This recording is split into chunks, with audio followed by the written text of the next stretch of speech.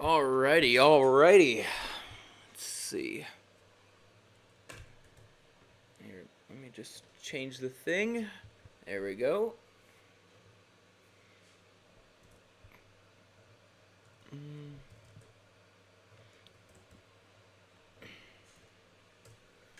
Just thought I'd post this to let people know that I am live.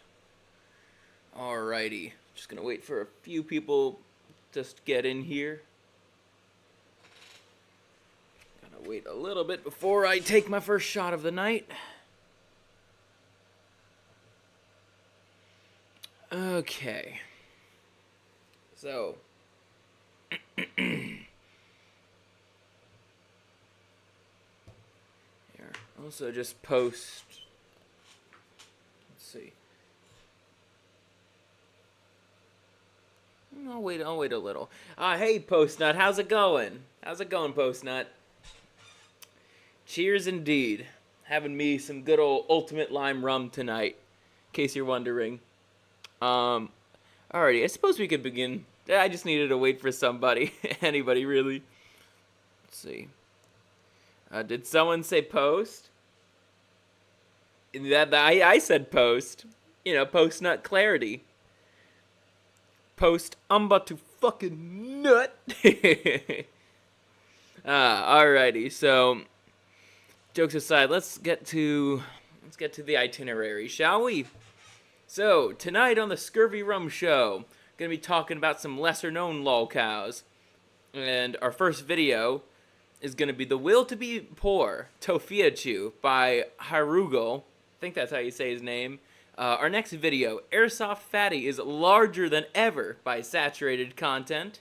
Our next video, The World's Angriest Splatoon Player, Putz 12 by Kiwi Tapes. And for our regular cancellation, we're going to be going over people who can ruin the cow, whether it's permanently or temporarily.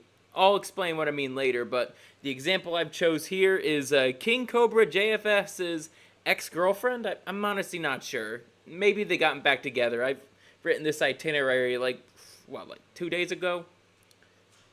I could be wrong on that, but yeah, a lot of people in the Cobraverse don't like Jessica, so there's that. Alrighty, so let's get to a different slide right here. Actually post it in here. Show has just started. Okay, just gonna have the itinerary up a little bit longer. And then also, I'll take my first shot of the night.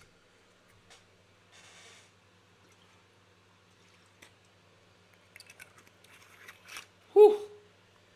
Good shit. White, Bacardi White, good shit. Alrighty, so gonna be setting up the stage here a little bit. So, in the past, I've talked about some more well-known lolcows like Chris Chan or Cyraxx, and I think I brought up Daniel Larson here or there. But I want to go a little bit deeper into the subject now. I figured, well, why not? There's some other people that I find to be pretty funny. You know, some are extremely niche, some are a bit more more well known on other platforms besides like YouTube and like the Kiwi Farms or whatnot. But hey, it's kind of my job to shine a light on these people. You get to see just how ridiculous some of their antics can be. And as I said in the itinerary earlier, our main people that we're going to be talking about, Tofiachu, Airsoft Fatty, and Putz 12. There's a commonality between all of them, and that commonality is that they're fucking fat cows. So, quite literally, lolcow is very much literal in that sense. They create content for us to laugh at them, and they're also the size of cows. Heifers, one might even say. Alrighty. It was a little quick opening segment. Just thought I'd take care of that. And then, let's see. I'm also just going to put self-promo.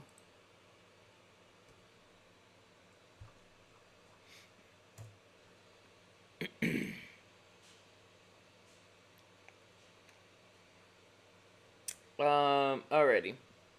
Sorry, I was out pretty late last night, so there we go. There's the video thing. I was worried for a second. I forgot how to do my fucking job. Well, then again, this ain't my job, but you get my point. So, our first video of the night. So, this one is going to be a bit of an eye workout, especially if it's your first time actually seeing who this person is.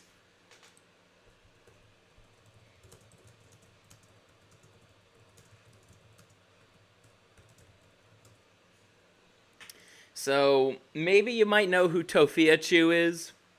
You might not. I unfortunately know who this bitch is. And I regret learning about her. Anyways, let's get started. Poverty has been a massive problem in the United States for a very long time. With an ever-growing cost of living, it's no wonder that the poverty rate has seen growth in recent years. With an economy in shambles, American citizens are finding it harder than ever to make a living in the current state of the country. Millions of people around the world are barely even scraping by. But is that really all at the fault of our governments? At what point is it our own fault for the conditions we're subjected to? Well, I'm not really sure of that. But what I do know is one person who is entirely at fault for their own suffering. Enter Tofia Slidell. Oh, even knowing who this bitch is, like, how could somebody be that horrifically ugly and fat? Oh, yeah. You guys are gonna be looking at this for a while. We got, how long is it? It's like 21 minutes. So enjoy, fellas. Better known as Tofia Chu. Tofia Chu has been a public figure for a pretty long time, going all the way back to the days of Musical.ly, if you guys can even recognize that name anymore. Tofia Chu is a 30-year-old woman from Albuquerque. God. Let's go back to that fucking bathtub. Oh, look at all the mold that's in that. That's not like an ordinary stain. That looks like fucking mold right there. Like, jeez. Oh my goodness. Then again, her parents are lazy degenerates. So there's that. So why bother cleaning up the house when you know, hey, just let the cockroaches run the house. Tofia Chu is a 30-year-old woman from Albuquerque, New Mexico, whose rise to fame has mostly consisted of relatively unproblematic cringe TikToks of her duetting Asian men. She has a type, guys. This female-looking Shrek has a type. The quote-unquote pretty boys of the world. Among other things that would make even the most seasoned internet dweller shiver with embarrassment. That and her family, which I can only really describe as tumultuous, is what led her to infamy as a TikTok creator.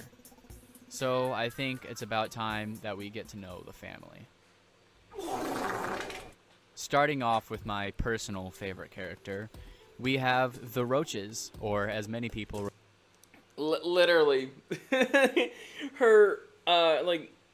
the apartment that her family lives in is infested with cockroaches. They're all probably trying to sell you a course on some pickup bullshit, so... refer to them Roach Chew.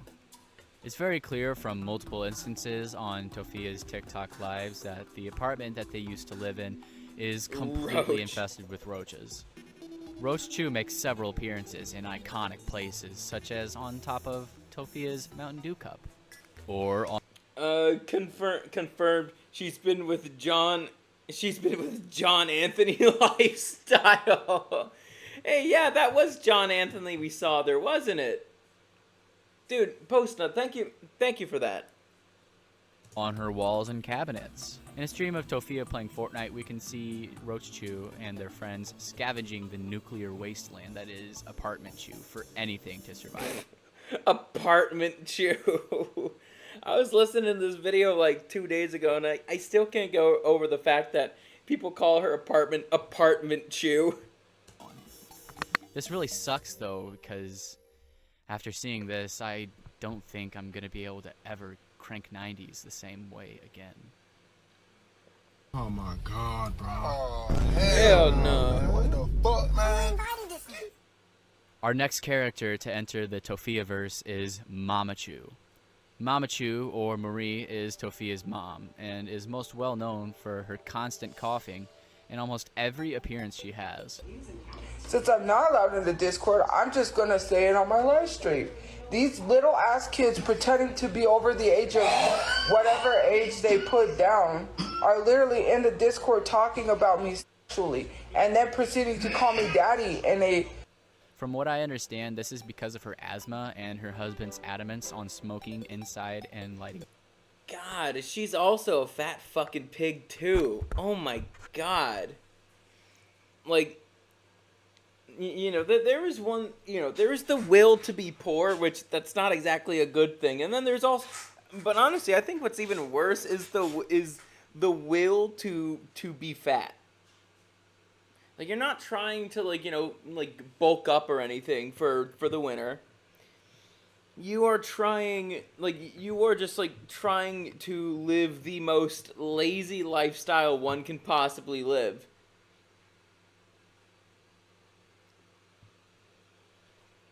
Fires indoors? More on him later. Mama Chew hosts live streams on her own, but because she's insecure about her appearance, she sticks to a website called Stationhead, which is an audio-only streaming platform.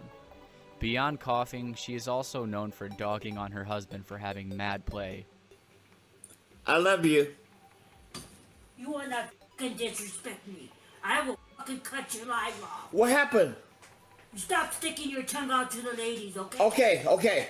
Her oversharing, much like the rest of the family, Tofia is a pedophile, obese nigger. Mom! and being Sophia's Oh my god. Okay. That's actually kind of funny, Mama Chew. That you just say the N-word out in the open like that. And then Tofia is just like, "Oh mom, why would you say that?" But yeah, Tofia is kind of a pedophile, so yeah. knight in shining That's another armor reason why not to anytime she like her. receives criticism of any kind.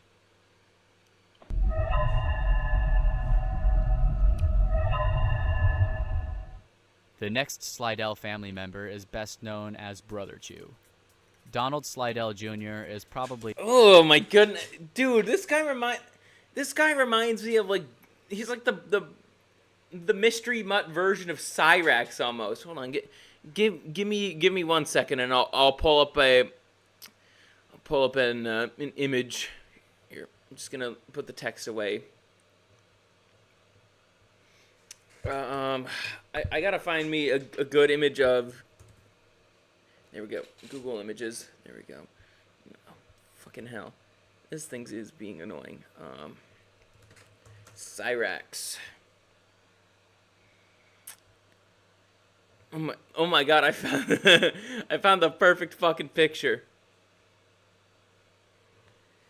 Let's see if it will. Oh wait, not quite. Oh wait, hold on. I think this is another good image. That's another Reddit image, but that's okay. I don't care. Cancel. Here we go. Good grief. Take a look at this bullshit. So we have Cyraxx, and then we have they look so goddamn similar. It's gonna be, and there we go. They look so fucking similar. Anyways, I just thought I'd point out that comparison. Like, oh my god, holy shit. the least relevant member of the family, as he only makes stream appearances once every blue moon. Even he, though, is not safe from controversy. Mama Chew once revealed in a stream that Brother Chew had been abusive to his now ex-girlfriend. Yeah, my son's an abuser. No, my son's not an abuser. He may have hit Angie like he said he did, but he said she hit him too. Dude, this whole family. The whole family is a bunch of lolcows. Don't discuss that. There doesn't seem to be a lot of evidence for this other than Mamachu's admission, but I really wouldn't doubt it given his short temper and the rest of his family's consistent degenerative behavior. Speaking of, let's move to the most deranged of the family. Hey, Fourth Wall, how's it going? You've arrived at the perfect time. You say, what's a lolcow? So I'll give a quick definition of the term. It's basically somebody with eccentric behavior, who isn't exactly aware of those behaviors, and basically they could, the content that they make and the actions that they do, basically are, you're milking them for laughs. Lolcows are typically like gullible people. Think of like the Chris Chans and the Cyraxes of the world. But I mean, you also have like the dark side Phils of the world too. So basically, anybody who can be, fooled easily.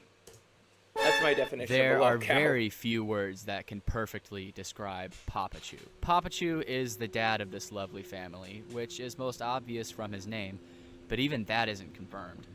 Tofia was born several months before he and Mamachu claimed to have even been together, though this could just be a mistake in their timeline. Donald Slidell Sr. is a diagnosed bipolar and a possible schizophrenic.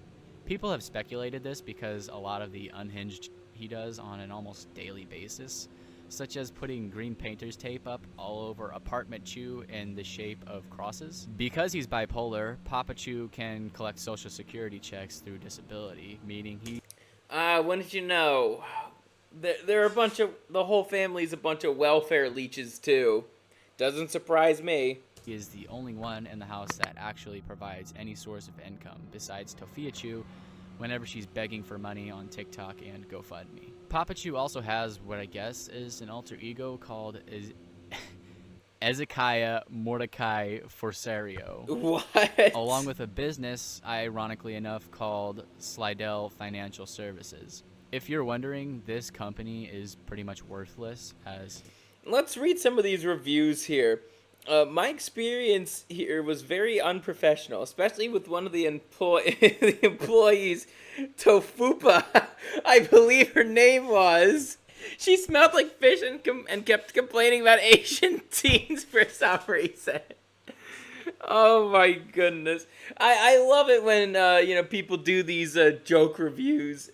And it's like, obviously, with something like this, it is a bunch of bullshit. But I fucking love these fake reviews. I mean, you could even find something like, similar stuff if you type in Chris Chan's address or the Sonichu Temple. Because, yeah, 14 Branchland Court is on Google for some reason. The Sonichu Temple. Look out for the Fupachu.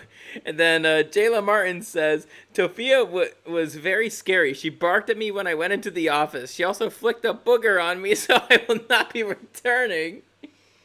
Is apparent from the family statement. Temporary mistakes. I wanted to get a loan for a house to live in with my significant other, and Marie Lucero coughed phlegm all over my white Louis Vuitton shirt. Papa Chew also hosts lives on TikTok where he picked up the habit of flirting with audience members and licking towards the camera, which I totally condone because any Sigma is a good Sigma. Beyond the licking and flirting, though, other pastimes of his consist of lighting objects ablaze inside the house, as you might remember from before, and liking copious amounts of porn on Twitter, along with posting... Oh my god, of course he's the type of person to do that. Pics, likely to Tofia and the family's horror. Come over here and kiss me on my hot mouth. I'm feeling romantical. Something that I dare to say is possibly more horrifying than stumbling upon photos of your father's member is the story of the Slidell family dog, Hershey. Hershey is a creature which only exists out of pure rage and spite of those who should be the ones to care for her.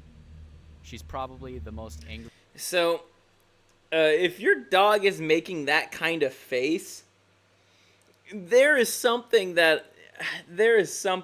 going very wrong. Or maybe you adopted a dog that isn't very trusting of people. But clearly it's like that dog does not want to be in that house. Hershey does not like that house.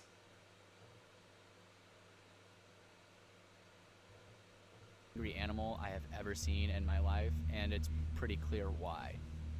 Besides training her to pee in old McDonald's cups and on... Oh! Ew. Tofia mistakes her drink with Hershey's pee cup. Oh, that's vile. Oh, oh my god. And had to drink it to act slick. Oh, that's so gross. Oh.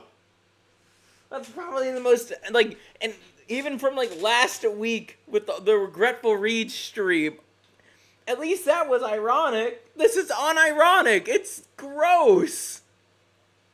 Oh, this crap gets better and better as this post nut. Well, I'm glad to have lectured you on Tofia Chew 101. So far, we still have like 14 minutes to go. On pee pads, the family has completely neglected the animal and has even gone on to say that they don't own a leash for her, meaning that she has probably spent her entire life inside because they lived in an apartment before the motel that they moved to later. Because of her dog constantly... Oh, guys, imagine the smell. Just imagine the smell. Like, especially from the armpit. It's like the thumbnail of this is like that fish from SpongeBob going like... Oh my... Seriously, like, just imagine the smell from this thing. It is probably one of the most foul stenches you could ever think of. Peeing in McDonald's cups. I'm sure you can see where this is heading. Tofia has made the mistake at least once of drinking Hershey's fucking piss. Hershey lives in a constant state of fear, growling and barking at anyone at all hours of the day because of the physical abuse that she has been forced to endure. I must warn you, the following clip is really disturbing, so skip ahead to this time. We're not gonna skip it.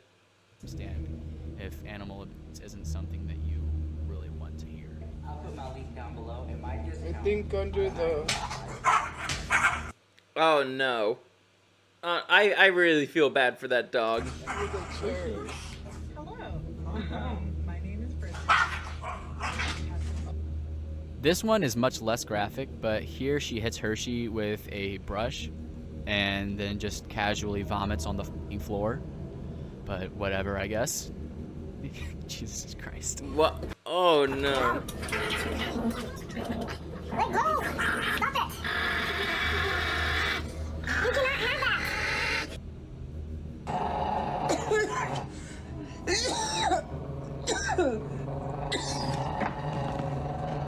What?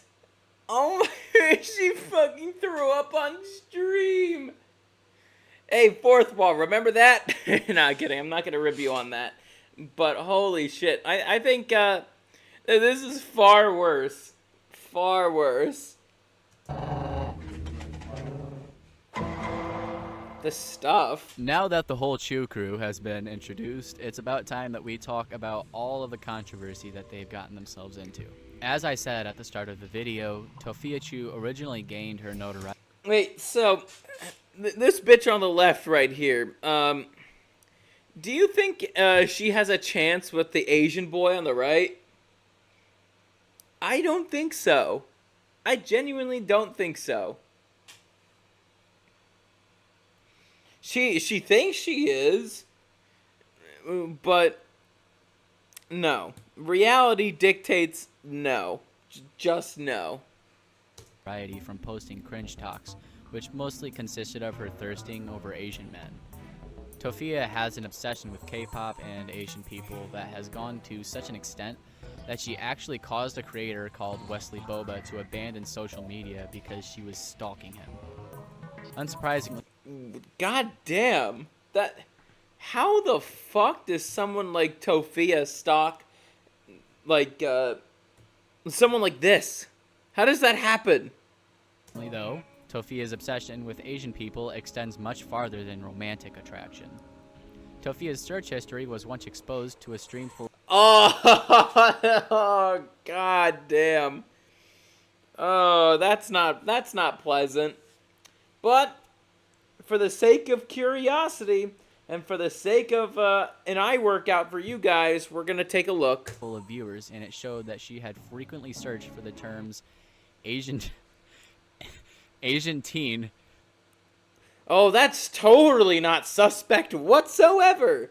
Totally something normal to search, am I right, boys? Nah, I'm kidding. No, that's really, like, that is really, really weird. From a 30-year-old woman. That is extremely fucking weird to search. and ass fingering. What? Ass fingering. Oh my god. Who is she? Dreamy Bowl? On X videos. Oh, that's gross. Gross. Let's see. Starling Motorsports coming in late. In teen usually. I didn't know you have a second channel, Nick. That's fine though. Yeah, I mean, yeah, but still, that is kind of. I mean, that is a little weird considering. I mean, most models are kind of. You know, I guess most adult film actors, corn stars, or at least the popular ones, at least they're like in their 30s. Just made the channel this week. Gonna be doing a motorsports channel, trying something new. Alrighty, go check out Starling Motorsports then. If you're interested in motorsports or whatnot. In another instance, she was caught with her pants down. Oh, no. I'm glad this is YouTube, so I don't have to see that. But I bet the Farms has something really gross about that in particular. Absolutely intended, with the gay version of open. The gay version of Pornhub. Oy vey. Oh my goodness, that is just pitiful. Open in a Safari tab. Safari tab, god damn, this bitch really does want to stay poor. It really does seem like addiction to runs in the family. On that note, remember how I said that Papachu was the only one in the family who provided any kind of income? Well, that's not completely true. Tofia worked at Dunkin' Donuts for a brief period before being fired for bad hygiene, as stated. Gee, I wonder why. Someone. Let's go back. Let's go back to that infamous image. Where is it?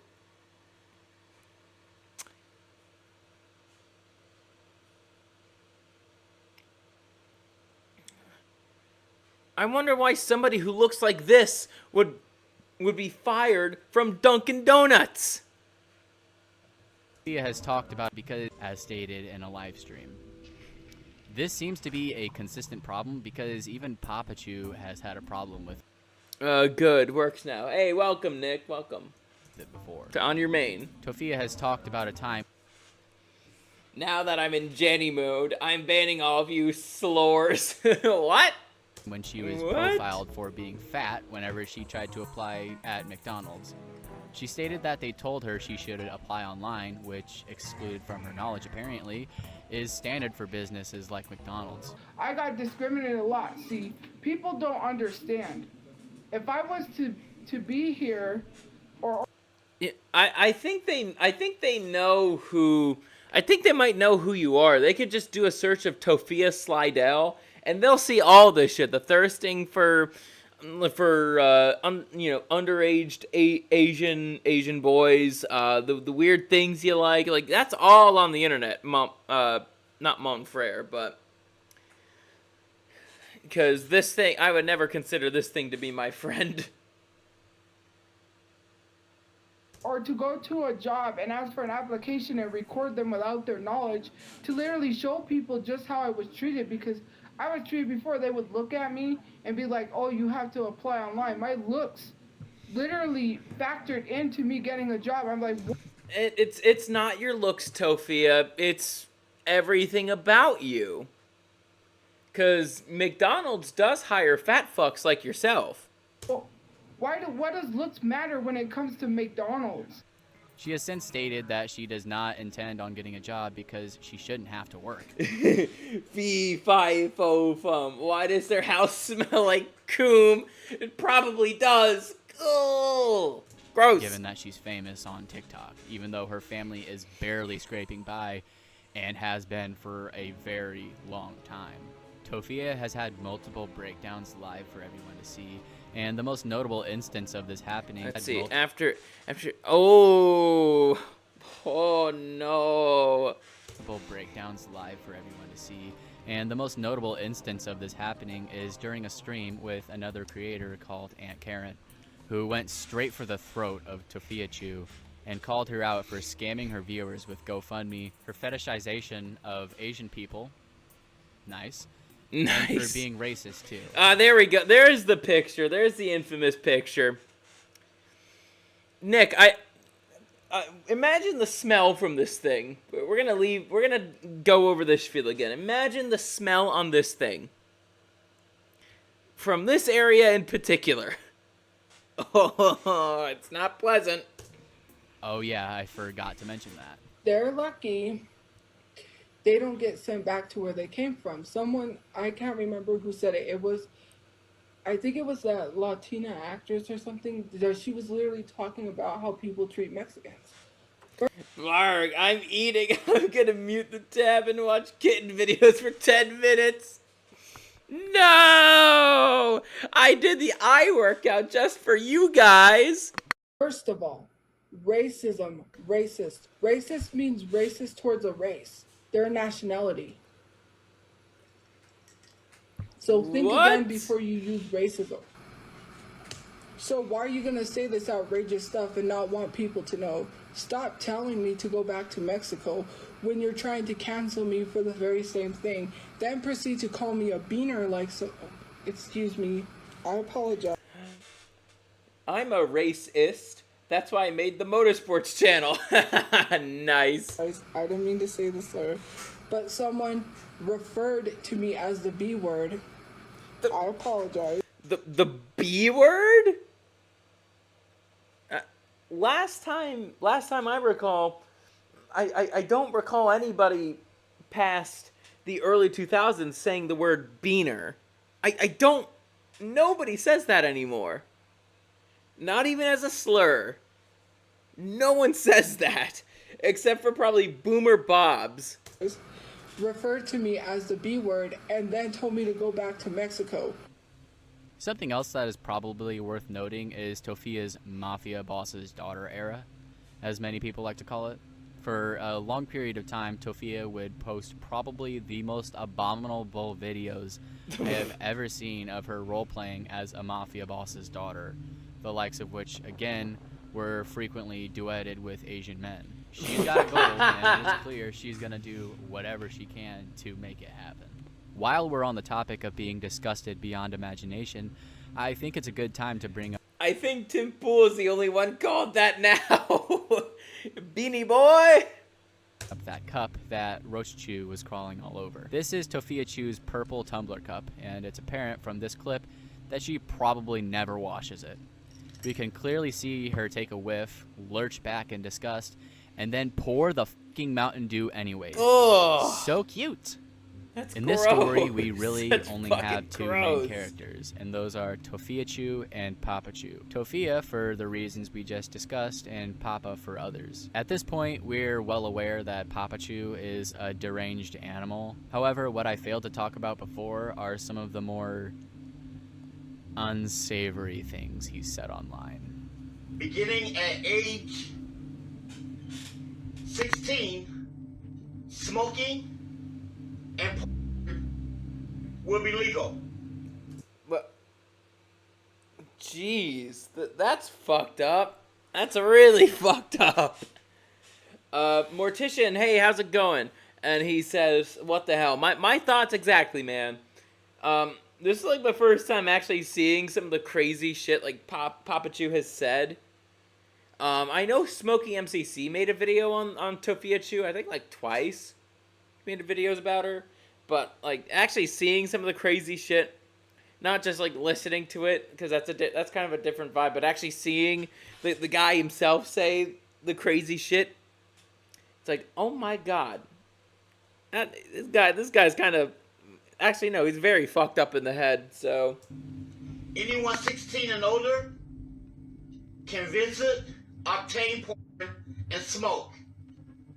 Prostitution is to be legalized. I want No, the it shouldn't. streets full of prostitutes. I have my reasons. Make it happen, government, around the world. If What? Tofia's life were an anime, all of this would just be filler or character arcs written to allow the audience to get an understanding of what our protagonists are like. These episodes in the Tofia-verse are like the meat attached to the skeleton of plot that the show follows. Hey, Night Llama, how's it going? What the hell is bro about? Who let him cook? Being said, it's about time we get into the timeline of all of the significant events that have happened leading to now.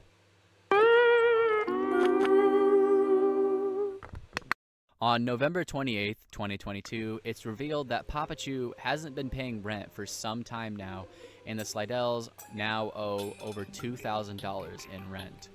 Tofia gets evicted. Huh? We're screwed. What?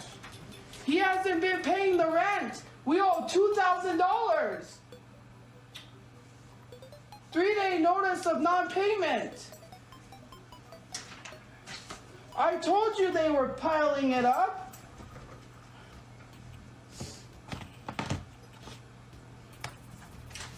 Wait, $2,000? Like, and that was like piled up rent? Dude, what apartment are these people living in? It doesn't look that bad. Well, let's just theoretically like get rid of all the grime that's in that place or whatnot. 2,000 piled up rent. That like, I wonder like how much was that rent piled up? I'm gonna estimate about like maybe like 3 to 4 months. Holy shit! Wherever you're at, I wouldn't mind moving down there or something, because you know if rent's dirt cheap. I mean, you just get rid of all the shit, and I don't have much to move in. So there's that. Why? Because they added up because of COVID. We owe a lot of rent. It piled up. The website that said we didn't know anything. Well, we owe that. I told you he wasn't paying the rent. Biggie. No, I can't. On January 16th, 2023, Papachu is arrested for false imprisonment after resisting police and withholding his family inside until they are forced to deploy tear gas on him, at which point they were finally able to leave. Damn. On January 19th of 2023, The more you miss house payment, the more your house payment increases. Yeah, I mean that's true. Always pay your rent on time, fellas. And she live streamed their eviction discussion. That's the thing about Lolcows. They think that they're so important that, you know, they just record basically everything in their life. I mean, if you need a good example of that, like take a look at look into the Daniel Larson iceberg. He records basically everything in his life. Except for like that one time he got arrested and was actually in prison, and well, during the time he was in jail, I shouldn't say prison, he was in jail, not prison. Even though they are on the brink of being evicted, Tofia Chu and Brother Chu go to Comic-Con where they spend hundreds of dollars instead of paying rent. This was also, by the way, what a smart monetary decision. After Papa Chu being fucking tear gassed. The first Aunt Karen livestream was held on January 23rd, 2023. On February 25th, 2023, having been staying inside a house with no running water or heat in the summit of winter, the Slidells are forced to move out of apartment Chu. Rest in peace. On March 1st, the second... Well, no doubt the people who are living in apartment Chu now, I think they probably cleaned up the place, probably got rid of the roaches. Apartment Chu is probably happier and healthier than ever. Aunt Karen livestream took place. Do you a serious question, do you love yourself at all? Yes, I do. You don't. Yes, I am. You don't. And here's why I know you don't. Because the moment a man comes to my house uninvited and people on the internet is sending that man. And on October 7th, 2023, Papa Chu is arrested for aggravated assault with a deadly weapon and criminal trespassing. On October 15th, Brother Chu is spotted alongside a car that they may have been living out of at the time. I was rolling up on this car, and I was like, ooh, it looked like a... Good. This guy's also an eye workout, too. Good. It's Tofia's brother, y'all. I'm not able to be new. Let's just hope that he can't see my ass. Okay. It's him. It's fucking him. Look.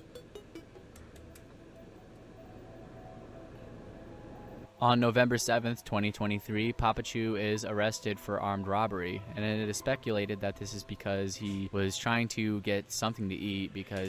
No running water means that they were showering with Mountain Dew. He has been living in much worse conditions than the rest of the family. From December 17th, 2023 to January 4th, 2024, Tofia started fostering a kitten named Peaches, which would eventually be adopted by Brother Chu. Oh, another pattern. Lolcows really do not know how to raise pets. And I think the only... Then again, oh wait, no, I was gonna say something, but I was like, oh no, I'm gonna be incorrect about that. But yeah, the Slidells are quite the animal abusers. The video said that before, but I'm just gonna reiterate it. Like, these people should not be trusted around animals. Who eventually rehomed the animal after a barrage of complaints. The abuse subjected to Peaches would include them starving him by only feeding him dog food. If you guys don't own cats, this is a problem because dog food is much harder and bigger so that it can... And then it also lacks, like, nutrients, but then again, like, in terms of, you know, feeding your cat something, like, actually feed your cat, not the fucking kibble shit. Feed it, like, you know, it's okay for the cat to eat, like, you know, like table scraps of like fish, meat. They're supposed to be eating meat. Scrape away plaque from the dog's teeth, but the cat's teeth are much smaller, so they have softer food so that their teeth aren't damaged. Peach's starvation would reach a point where he would attempt to steal food from the family, and in one instance, he would make sounds that I have literally never heard come from a cat because of how distressed he was. There is also alleged physical abuse, which I don't really have any definitive proof. So, Scurvy had, like, owned cats, like, all throughout his life, and it's like, once again, I've seen this video before.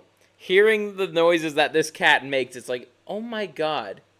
That cat, just like the dog, was seriously abused. That should be a death sentence for her. Yeah, I agree, animal abuse is, like, that's another one of those crimes that it's just like, yeah, that you should be executed for that.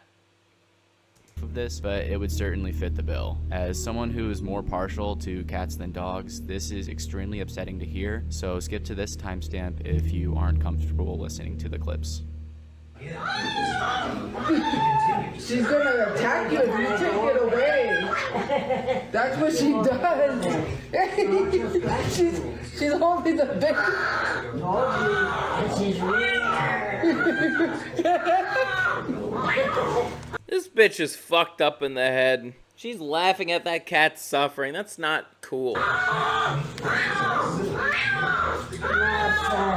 She's holding the bacon with 2 hands. She just robbed my bacon. I've gotten used to seeing people get tortured, but torturing animals is unacceptable. I agree. Absolutely despicable. I mean, then again, torture to me Sometime is just in late December unacceptable. of So 2023, Oh, wait. Tofiachu started obsessing over another TikTok creator known as Shoddy Bay. From what I understand, Tofia and Shoddy Bay have had a kind of similar start on TikTok, but Shoddy Bay is successful and apparently bought a $2 million mansion or something.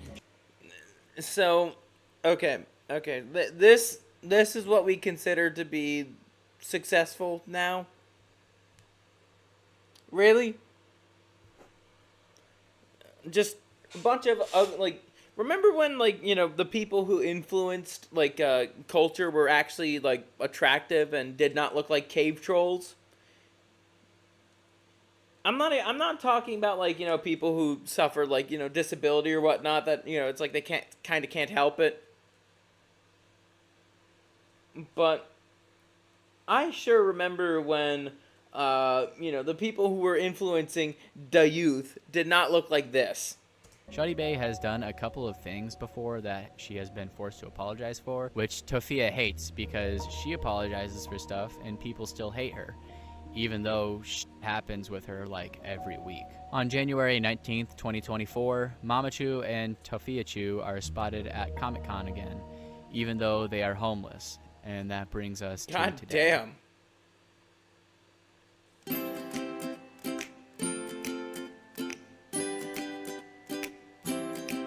Thank you for the censor. Ugh, what? Girl, what the hell? The hell Hi, is wrong everyone. with you? Ezekiah, you look beautiful. You look beautiful like that, Tofia. Ugh, no, she doesn't. She does not look good in a Misty cosplay at all, but also that's kind of suspect if you ask me. Someone like Tofia cosplaying as Misty from Pokemon, who, if you don't know, is a 10-year-old girl. Right. I'm totally not suspicious at all, fellas. It's just like Cyraxx owning figures of underaged anime characters. Ezekiah, Mordecai, Fusaria. Hi. Yeah, torture is sometimes necessary. Like, there's some people that it's like so vile or whatnot, and I agree. Tofia, call me an A-log all you want if you're watching the VOD of this, but it's like I agree. She deserves torture.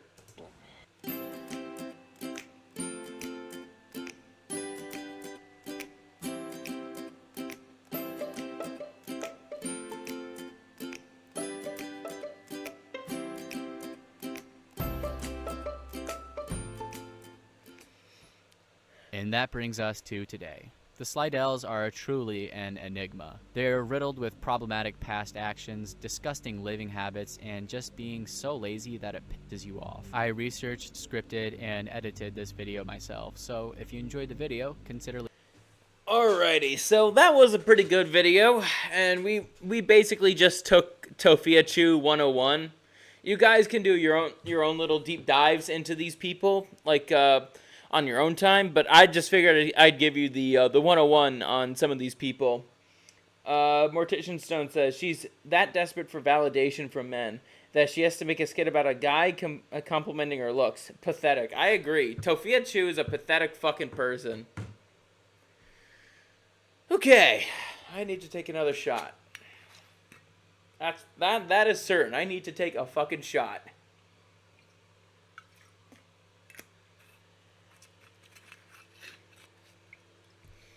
Alrighty, our next lolcow that we're gonna go over. So, if you don't know who Airsoft Fatty is, basically he made like a bunch of like lightsaber videos like way back in the day, and then I think it was like 2020 or 2021. I think he made. He was in a documentary. He was in one of iDubbbz's documentaries before iDubbbz completely went to shit. But lately, Airsoft Fatty has just completely went off the fucking deep end. He's trying to do everything he can for relevancy. And also, you know, I feel bad that his parents are both dead now, but he's not handling it well. Night Llama says, not as bad as your usual eye workouts. My eyes too strong, brudda. I'm always going to be disgusted, no matter how strong my eyes are. I need one too. Cheers. There we go. All right. Oh yeah, so I should tell you guys something about the guy who made this video. Saturated Content, good channel, good fucking channel. Give him a sub. All right. The game is Greg or Dare. Oh yeah, and also I forgot to mention, Airsoft Fatty he's basically on Fish Tank, Sam Hyde's like reality TV show that's actually like real and not like the fake shit on like TLC or whatever. Basically, he's just kind of Fatty's just kind of using Fish Tank to kind of have a shelter of a kind. It's truth or dare. But if you choose... Yujiro Hanma's disappointed. Oh no!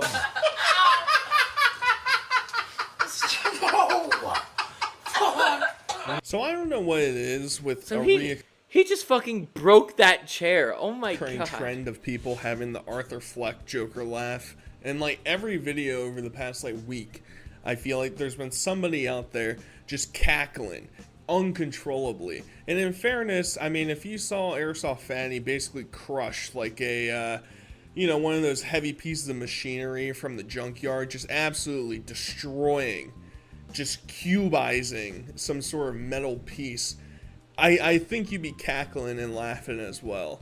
So we're gonna review some clips of Fatty, some freakouts of him while he was in Fish Tank, and Robert has returned.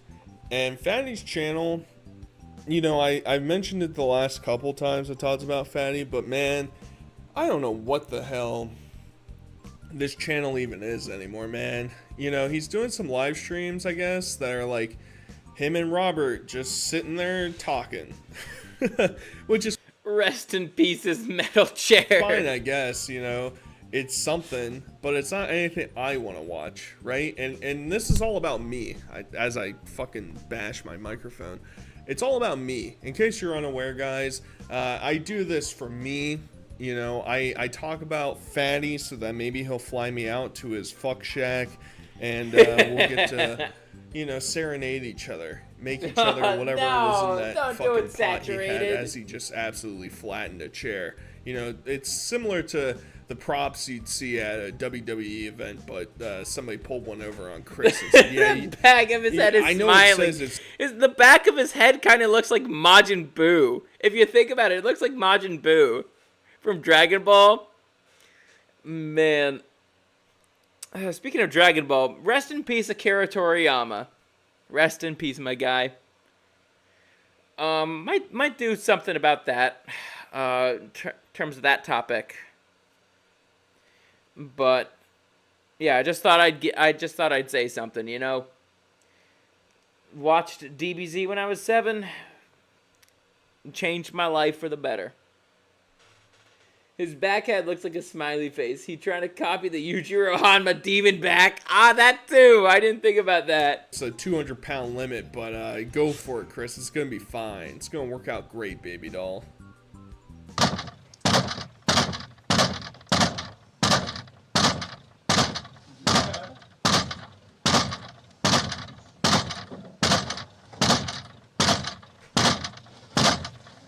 Can you stop kicking my fucking head? What are you doing? Can you stop kicking my fucking head? You alright? No! Can you open the door? No. Please? No. No. No. Good lord. 07 Dragon Ball creator. DBS kind of sucked, but you are forgiven. Honestly, when it comes to Dragon Ball Super, it had a very rocky start. Like, I could fully agree with that, but now that it's gone on for a while, I mean, Tournament of Power was pretty good. I also liked the Broly movie and Superhero, and Granola Arc is underrated if you ask me. I enjoyed it throughout, like that lasted throughout like let's see, I think like the Moral Arc lasted till like junior year of undergrad, and then the Granola Arc ended around the time, like I think a little bit after I graduated. So, anyways, enough about Dragon Ball. Anyways, I do like. Also, I don't think they needed to draw the whole superhero arc or whatnot. But yeah, I agree with you, Mortician. This video is uncanny as fuck. Oh, it is giving me some liminal space vibes, which I don't like. Seems to be struck. Guess we'll have to burn it down. Anybody in here? Hello? Chris, you open the door? Ow! Dude! You're kicking my fucking head! Stop it, I'll get a knife and touch you! Stop!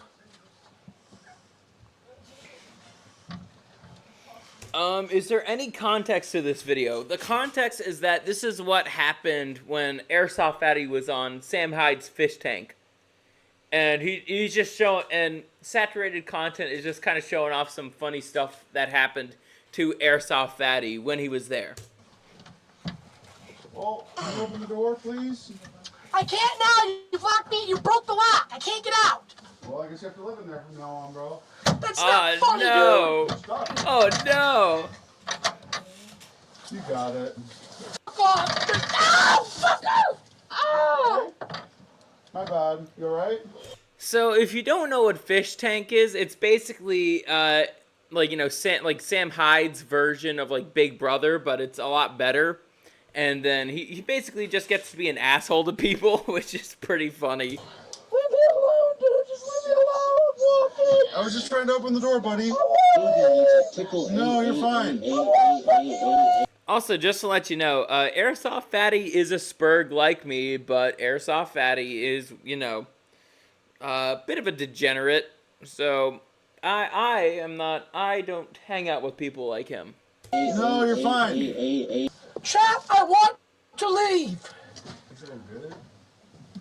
I want to fucking leave! No, I just had the fucking door kept to my... I didn't know I was trying to hit your head.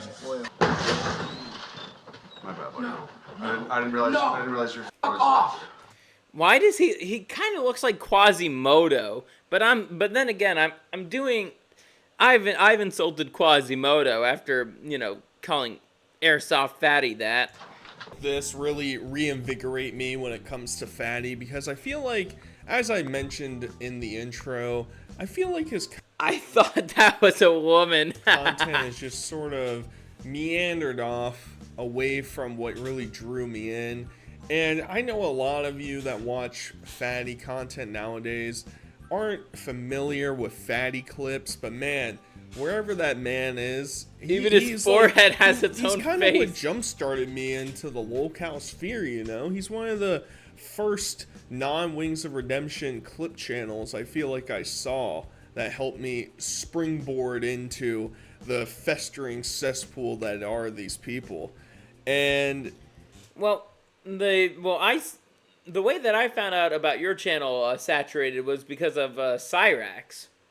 You made some funny commentary on the Goblin, and you still do. Keep it up, my guy.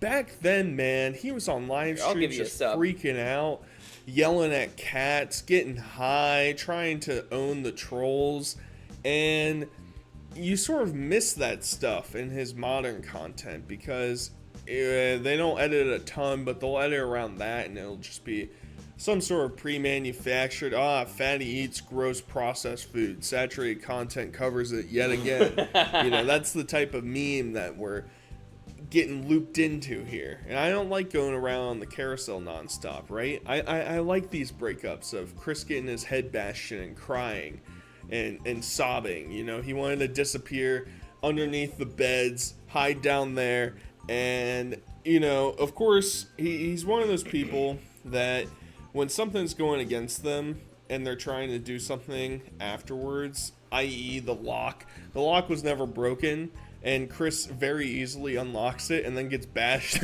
in the head by the door. You know, that type of stuff, you know, this is like early, you know, silent film type of comedies going on. We got Charlie Chaplin up here. We got the Three Stooges goofing around. It's all that I could ever want. It's all that I could ever need. And of course, the pestering of Chris is not going to stop there. It's going to get much worse. And of course, Frank Hassel can't control him. He's just going to do whatever he wants. And he knows that Chris is the easiest target. That's something else too about Fish Tank, is that you are supposed to be targeting people to annoy, and wouldn't you know, the fat autistic man-child is the easiest target to, and of course there's always going to be a reaction. Quit! He's dying without his weed. The withdrawals are too much for such an unhealthy man. Quit!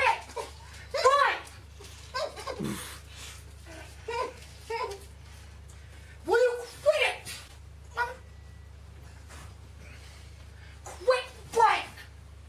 Jesus fucking Christ! Tickle the baby! Tickle the baby! Tickle the baby! Tickle the baby! Yeah, this actually is kind of funny. Tickle the baby! Rob, back off! Tickle the baby! Tickle the baby! Back off! Frank! I can't wait for the nuke to wipe us all out.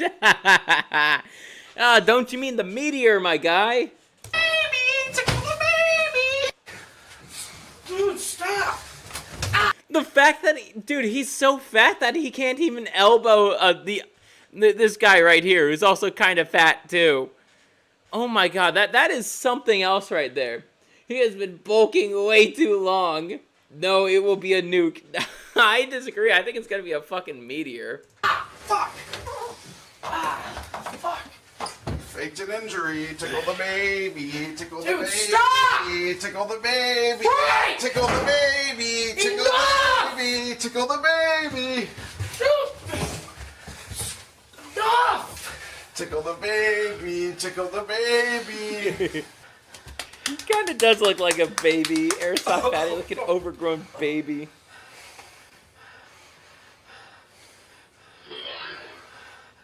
Somebody's gonna need to explain to me how Airsoft... Dude, he looks like he has Down syndrome with those fucking glasses.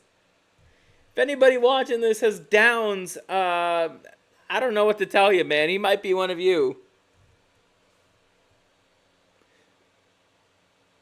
All it will take is for Israel to get upset enough to launch a nuke. You know what DJ Smokey says? When there's a nuke, there's smoke. Fatty is so out of breath from literally standing there and basically waddling in a circle for, I don't know, 3 minutes. 3 minutes straight, and he's just exhausted, just getting tickled too much. The tickle monsters come to town, and I don't know, it's only Isme Blade is petrified of being tickled. Chris doesn't like being tickled. What's going on here? Tickling's supposed to be a fun little thing that you and your uncle on a late Thanksgiving night all alone in the basement are supposed to encounter together. You know, it's supposed to be a wholesome thing that you just don't remember the next morning. That's what I was always told. And you know, I'm glad that Frank is able to call out the BS that Fatty tries to get away with all the time, where he fakes injuries, he fakes sympathy, he fakes all this shit. And you know, Chris is, ow, guys, ow, I just backed up against a fucking mini fridge. My body is just falling into disarray. I'm gonna let the video play. I'm just gonna get me another drink. Like, actually make myself a drink. I'm done. That's it. Sign me up and cremate my body, bad boy. You know, I'm glad that there's somebody to stand up and say, ooh, fake injury. Fake injury alert, guys. Ayo, figure it out, dude. Yo, guys, what's up? It's your boy Fatty, and I'm still working to get all this fucking spray tan off me. Damn, that stuff stuck to me like crazy. And today, we're going to do something a little fun here. Me and Robert's sleeping situation here at the shack has been crazy. He's been using the floor mattress. I've been using the bed in the morning. I have to jump around him and dance around him and try and get shit done. So we're going to upgrade that today. With a bunk bed. We're going to have fun building a bunk bed. Yay. You can't convince me that Robert's not just some sort of NPC, and or he's like a honeypot type of situation. The CIA is infiltrating him. They're trying to get one over on us. All of us who are sitting here laughing at what's about to go down. Robert's 12 steps ahead of us. He's standing there like a motionless picture, just stuck in the background, and then does a Fortnite emote as soon as command asks him to. And I think it's about time that we start talking about how Chris is he's not looking too great, guys. He's really not. He looks way bigger than he did, I don't know, even like 6 months ago. I don't know, the last time when Fish Tank was on the first season. Oh, that's a fucking close-up right there. Hey, Shinobi, how's it going? Sorry, I was just making myself a drink, fellas. Like, oh my god, that's a fucking close-up for the ages. I'm gonna take a look at the chat. Demon Eyes. Dr. Eggman, he finna evolve. Tickle Fatty and end up with Butterfingers. Humpty Dumpty wouldn't be able to put back together again. Ah, man. Ah, that's funny. He looks you guys so are great. much worse now I love than chat. he did then. It's like kind of concerning, and it shouldn't be that surprising, however, because we see what he eats, we see what he does. His whole shtick is being fat. These fat people always are always different looking because they don't last long in this world. Fat man. Shinobi, you missed out on Tofia Chew. I have to show you what she looks like, Shinobi. There we go. We have the perfect pause frame to show what Tofia Chew looks like. Perfect timing. And keep in mind, basically everybody we're covering here tonight is a fat fuck. So, and you know, he can try and masquerade around that by saying, here's a workout stream, guys, where I ride a bike at 0.1 miles per hour for an hour. That's going to get the trolls off my back. Don't you worry. Yo, it's your boy, Airsoft Fatty. We're hooking it up downtown Detroit style up in this bitch. And we already know up in this Fatty bitch ain't going to be helping with shit. He's talking about how he's trying to skedaddle around Robert in the morning to get shit done. What the hell are you doing? You're not posting stuff on your YouTube channel. All right, you're not cleaning your kitchen. All right, maybe it's to go get your fucking bong to take a toke out of. I don't know. Maybe I feel like that's a more plausible situation than trying to pull one over on me, Fatty, because I look left to right and you're still in my vision. See, I'm gonna try to do part 1 and 2, just gotta figure out which freaking bolts to use. Underground lolcows are hazardous. Seen one land whale, seen them all. However, I did notice a slight difference between the female and male versions. Oh, those are small bolts. So, Robert, what are we doing right now? Okay, so I'm trying to figure out which freaking bolt I use for this shit. No, this was not cut up. Now my I did drink's not move alcoholic clips enough. around to put these two next to each other. Fatty legitimately recorded Robert trying to figure out which bolts to use, and then immediately after he's... I'm just gonna let the video play. I'll be right back. Oh, that didn't work out very well. Let me ask you what you're doing. Hey, Robert, what are you doing, man? I'm looking for which bolts to use. Ah, of course. Very nice. And it's probably not the best idea to have these two try and collaborate and put something together. They're more in tune for Jedi lightsaber battling outside, not so much putting something together that may or may not crush one or the other in the middle of the night. That's what we're trying to avoid here. And a lot of people complain about the instructions for shit, but something like a bunk bed is pretty easy considering it's just two ends and then like support rails in the middle. Like that's it. So And they label the bolts. That's why he's holding the plastic package where they're all separated. All of them have like a letter or a number associated with them. So it's just, it shouldn't be that difficult, brother. Just trying to help you out, brother. HH. All right, ladies and gentlemen, now my buddy Robert. Okay, so the funny thing is about those instructions, like, sometimes they purposely make those things vague as fuck. Like, they really do. But at the same time, like, you think for something like a bunk bed, it would, even for someone like Fatty, it would be pretty simple to kind of figure that out. I would not necessarily, you know, making a bed in general requires, like, 2 people. Like, it's not an easy feat to do alone. But a bunk bed, it's like, yeah, you might need, you're definitely going to need at least a second person. But at the same time, it's like, the instructions aren't that fucking vague. They put things in pretty simple terms. You just have to, like, keep the bolts separated and you'll be okay.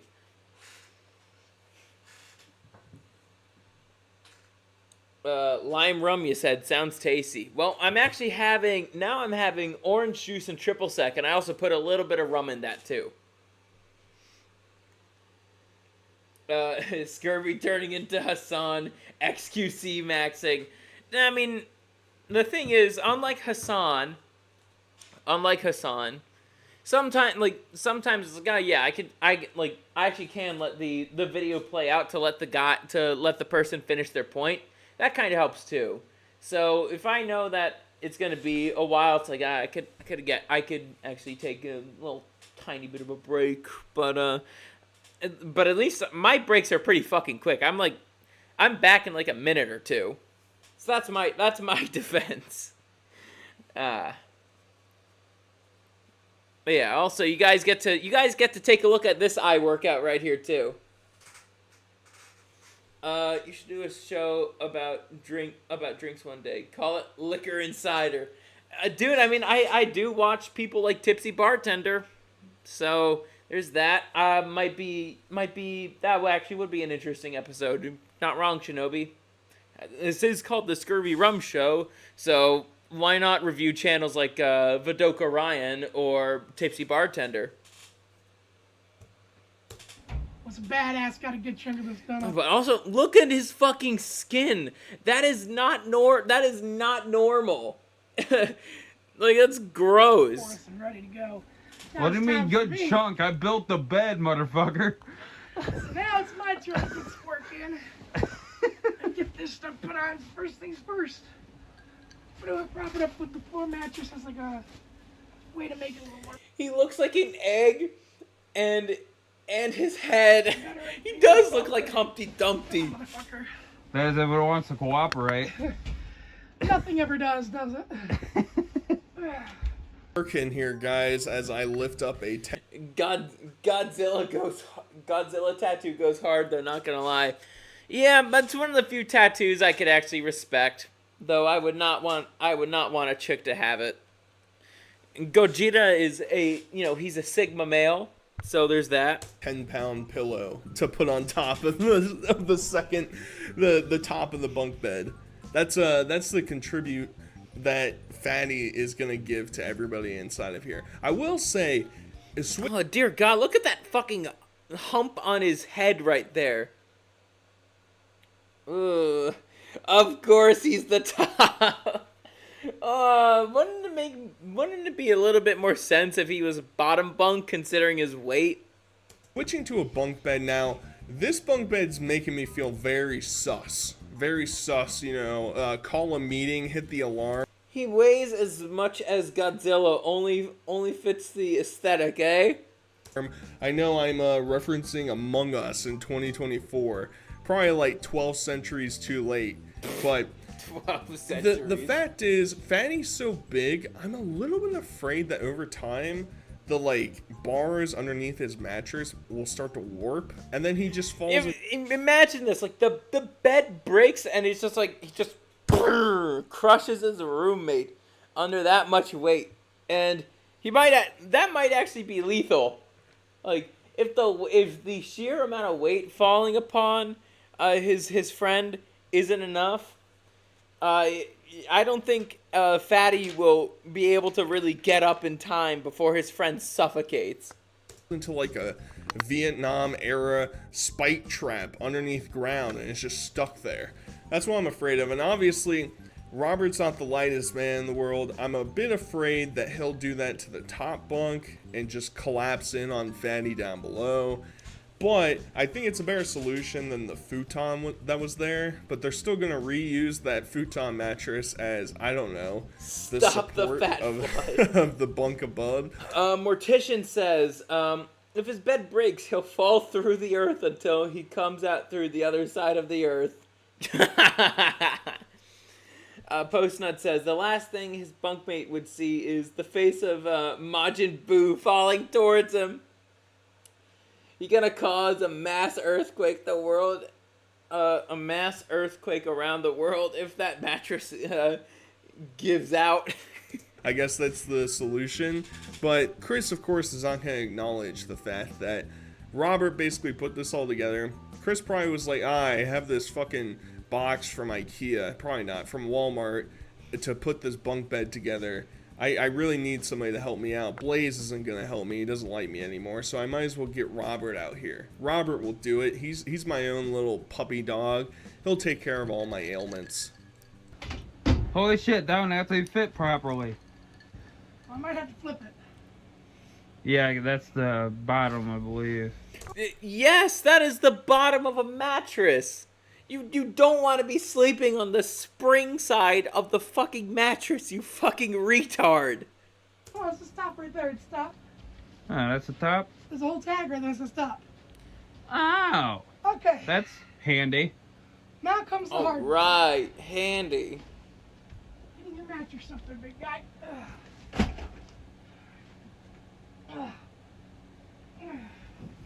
You can do it!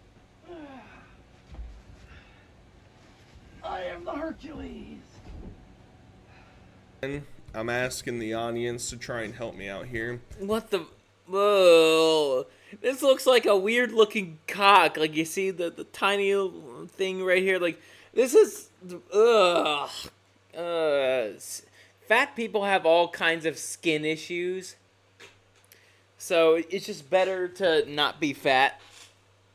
What's going on with... It's another face. Back? You remember when he got rejected hey, by Night that Llama, hooker that's in the first demon season back, of the right? Tank?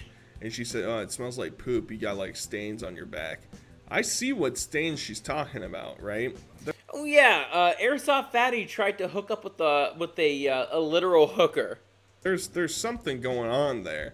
I don't know if it's just, like... I know when you're kind of big, you can sort of start to, like, your skin conditions can get a little bit worse from, like, friction, and, like, I'm sure your hormone balance isn't very well, so maybe you just... You keep talking about the meteor wipeout, but plot twist, this is... This is the meteor and asteroids, kid, made manifest on this world. So, this is the meteor. The end is near. Oh, no! If he were to start jumping up and down, he'd fall through the planet's core and break it. Just get more rashes or whatever. So maybe it's that. Maybe it's just like dry skin sitting there. Biscuit Oliver's wife. Oh my god. We know he's not going to be able to reach with lotion back there. It's impossible. It's not within the grasp of physics and reality. But on the other hand, it's like, I don't know, is that just stank? Is that just stank smears just stuck up there? It might be. Knows?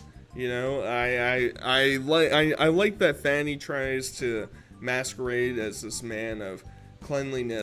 So there is a reason why, like whenever it comes to like gastric bypass surgery, you need to be able to prove to the to the doctor in question that you're able to lose the weight. Like, you need to be able to prove that to him before you get the surgery. There's a reason for that. I don't think Fatty is capable of doing such a thing. Yes, and health, but we all know that's not what's going down. But we do see that he is. Night Llama says, "Stop zooming in your damn video. Holy shit! I don't want my eyes to burn out." That's payback for all the brain rot you subject me to. Not kidding.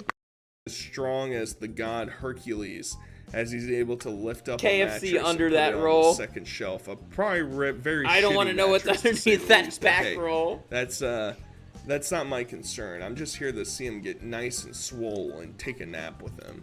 We're professionals. Yeah. Quote unquote professionals. There we go. Get out these clothes, bitch. Oh, got you with his knife. Ow, fuck! And you're gonna get smacked. Fuck, that just hurt like a bitch. You good? Dude. I just took a fucking full-on punch to the face. Fatty, I don't think you've ever really been punched in the face before. I've been decked in the face like 20 times in a single Muay Thai sparring session. Not much of a gloat, but it was an interesting thing of training. And basically, one of us would be in like the center for like 6 minutes straight, and then there'd be a new opponent like one at a time. It's like, my goodness, it was one of the most exhaustive things I've ever done, but it was great. I fucking loved it. That man was like, you're gonna do what now, bitch?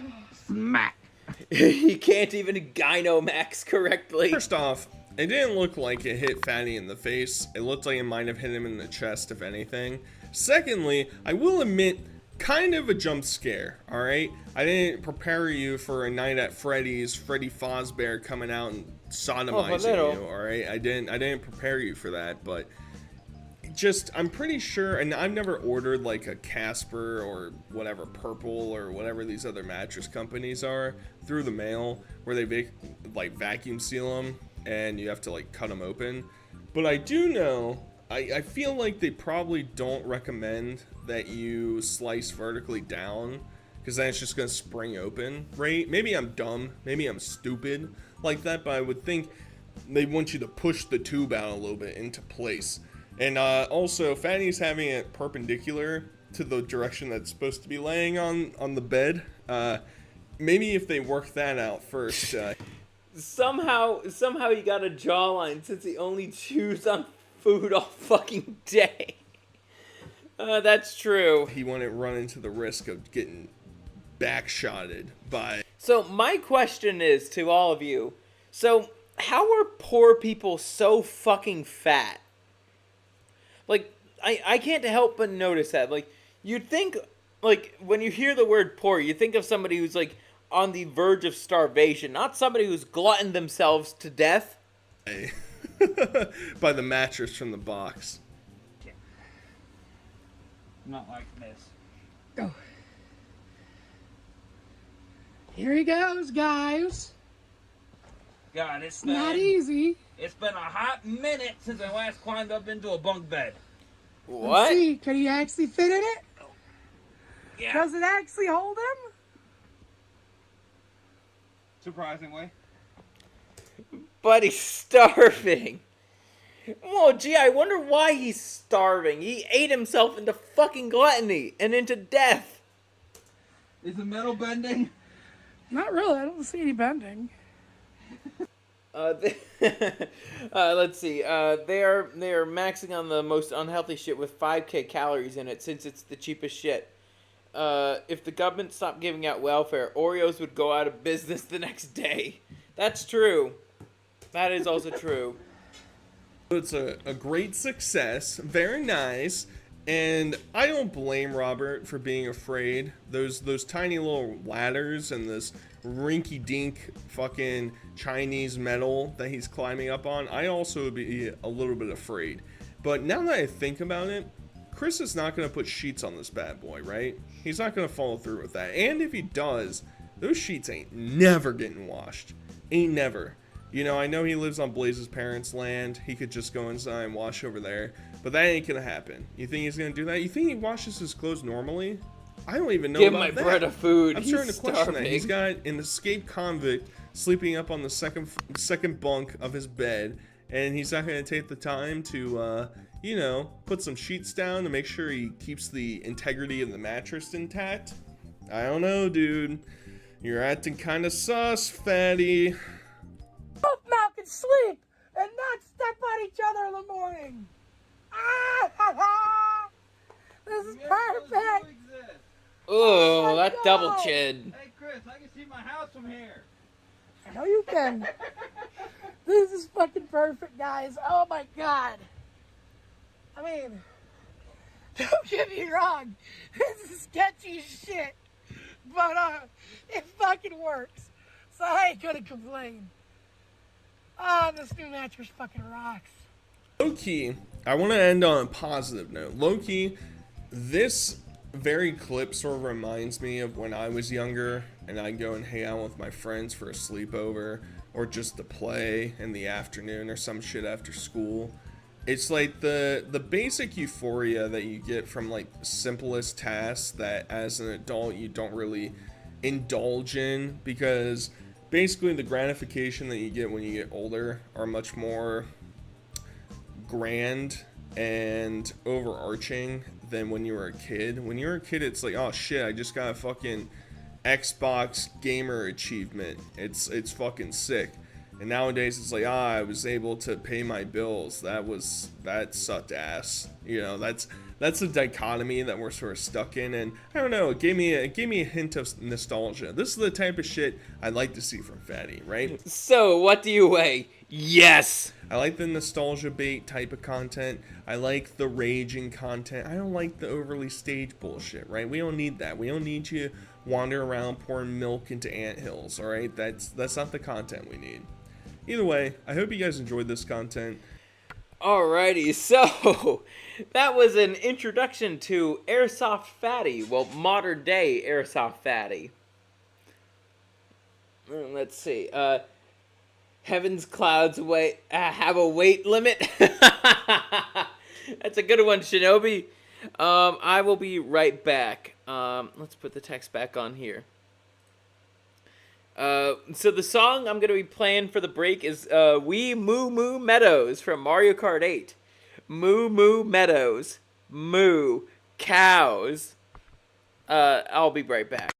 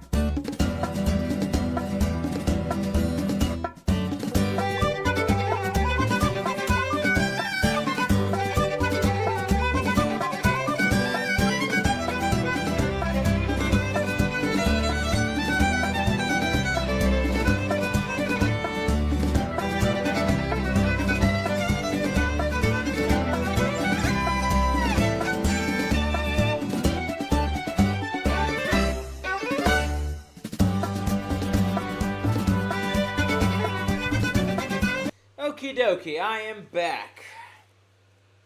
Alrighty, so our next lolcow we have here. Oh, actually, before I do that, I should give you a little bit of context on this. So,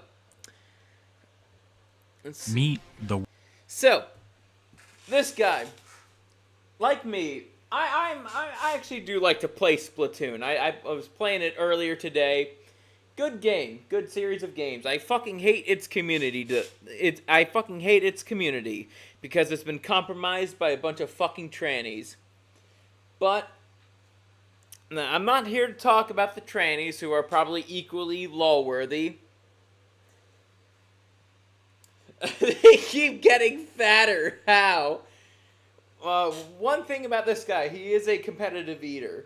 But holy shit, this guy has a fucking temper. And it is proven that obesity and temper are kind of, hand in hand, so to speak. Like, that's actually proven. Like, there's a bunch of things about, like, obesity and temperament that are, like, interconnected. Like, there's a reason why a lot of fat people act like children. And it's like, yeah, obesity it actually lowers a lot of, like, functioning in the brain. Big reason as to why I,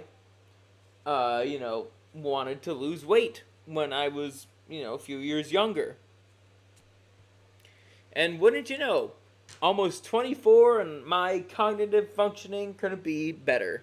Meet the world's angriest Splatoon player. Give me a break! Jesus Christ! Give me my points! Admittedly, when I was younger, I used to rage at Splatoon quite a bit, but these days I'm actually kind of calm. Like, there's a lot of bullshit that happens in the games, but it's like I'm able to stay calm.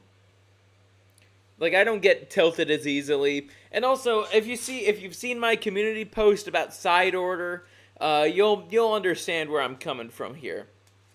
It's like, hey, if I do get annoyed from the multiplayer bullshit, I have side order I can play, and I thoroughly enjoy that mode.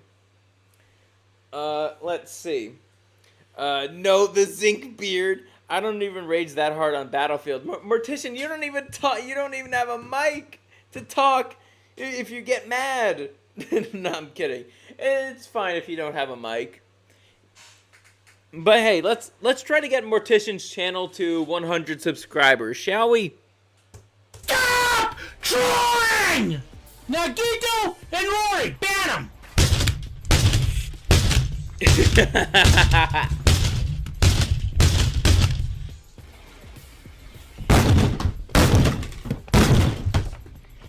Shawn Nichols, also known as Putz12, is regarded... Dude, look how fucking wide this guy is. He's like the width of the fucking planet.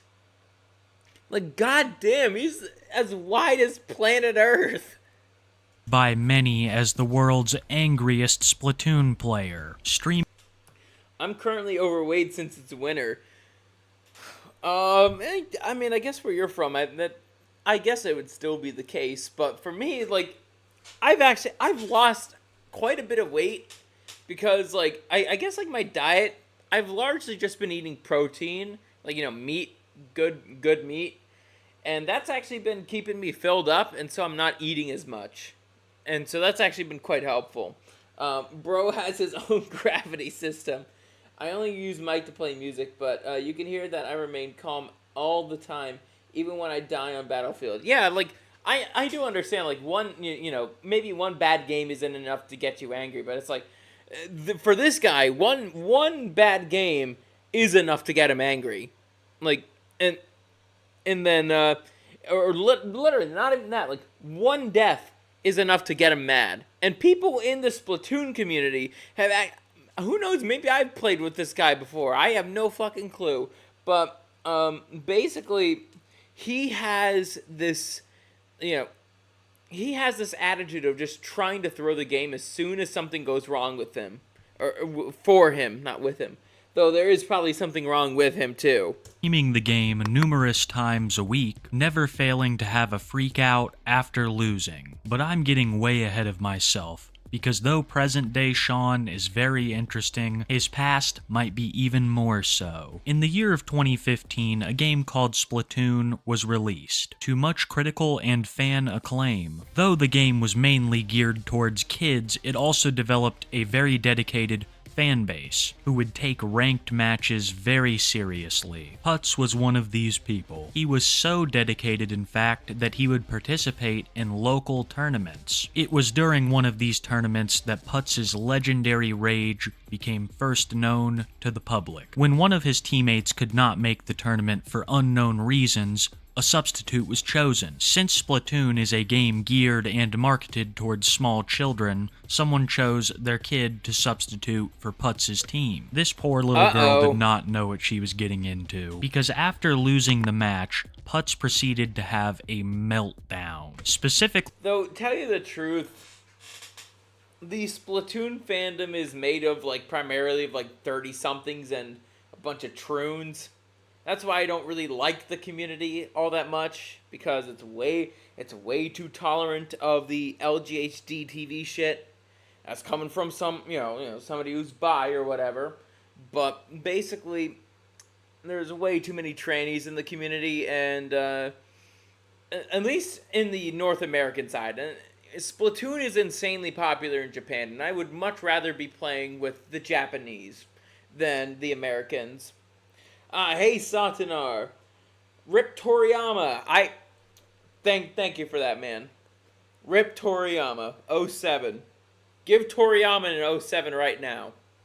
Targeting this child with many insults, telling her things like she was worthless and would never be good at the game, including many expletives. She couldn't take it and started to weep in front of everyone. But Putz wasn't done yet. He continued to take out his frustration on the equipment, which was almost damaged during his episode. Putz would be kicked out of the tournament, and I have never heard of him attending another one again. But this would not be the end of his competitive Splatoon journey, because for years he would play in online ranked matches, where players compete head-to-head for points that either increase or decrease their rank. Honestly, I'm, like, in terms of ranked, it's like, I wouldn't even say I'm all that good, so to speak. I think, I know, like, when Splatoon 3 first came out, I was actually pretty good, but now it's just like, oh my goodness. I have a lot of catching up to do. Which is fine. I don't have a problem. But I'd be able to kick this guy's ass. Let's see. This guy's about to spurg. Well, yeah, he spurgs all the fucking time. That's kind of a commonality among his streams.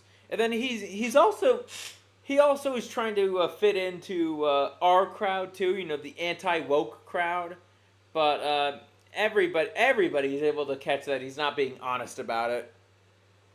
I ran out of fountain jokes. No. Ranked Splatoon matches are the bane of his existence, and in 2018 when he began streaming them to his YouTube, he cemented himself as the world's angriest Splatoon player, if not one of the angriest gamers of all time. No! Hey, there's your spurg out. Come on! No signal. You steal my fucking clowns! You steal everything! I can't get a fucking one! Seriously? I just needed one! Pass me a fucking clown! Stop banking and move up, you motherfucker! Stop banking and move up, you motherfucker! Stop banking and move up, you motherfucker! Stop banking and move the fuck up! He's eating a whole pizza in one Jesus second. Christ! We lose again? No signal, boys. No signal. Honestly, I'm gonna start doing that as an inside joke of a sort. No signal. Damn, he's still playing Splatoon. And then again, I think this might be the last year that Splatoon 1 is online. Hell, maybe it's already like offline for good. You might only be able to play the single player from now on. No! Or go on Recon. God damn! Are you kidding me? You left me alone again! God damn it! Oh my god! These fuckers are. I thought those were gunshots. Nah, he's just slamming his desk like this. Sorry, neighbors. I'm just providing a demonstration on how angry this guy can get. Thankfully, I sit on my sofa when I play Splatoon. So whenever I get that angry, it's like it's like a little cushion. Nah, just kidding. I don't get that angry. It's just him trying to walk. Trash! As I'm sure you've noticed by Fat some of people. these clips, Putz is very fond of blaming his teammates for all of their losses. Now, I don't know much about Splatoon, so I consulted the subreddits to see if Putz was actually a good... Even though the people on our Splatoon are a bunch of fucking trannies or whatnot, when it comes to this guy, yeah, it's alright to consult a bunch of trannies who also suck at the game. Because Putz 12 is way worse than any of them. Good player, and the general consensus is that he is terrible, making it even more ironic that his reactions are this intense. I'm also willing to admit that it's like I'm not the fucking greatest at this game either. There's people that I know that are far better than me, but at the same time, I also, now that I know it's like that I'm like many seasons behind or whatnot, it's like it's okay. I don't need to get so angry. You know, retardedness happens all the fucking time, in whether it's regular multiplayer or salmon run. It doesn't happen in side order because that's a single player mode. Night Llama says never played anything Nintendo. Ah, damn, you're missing out, man.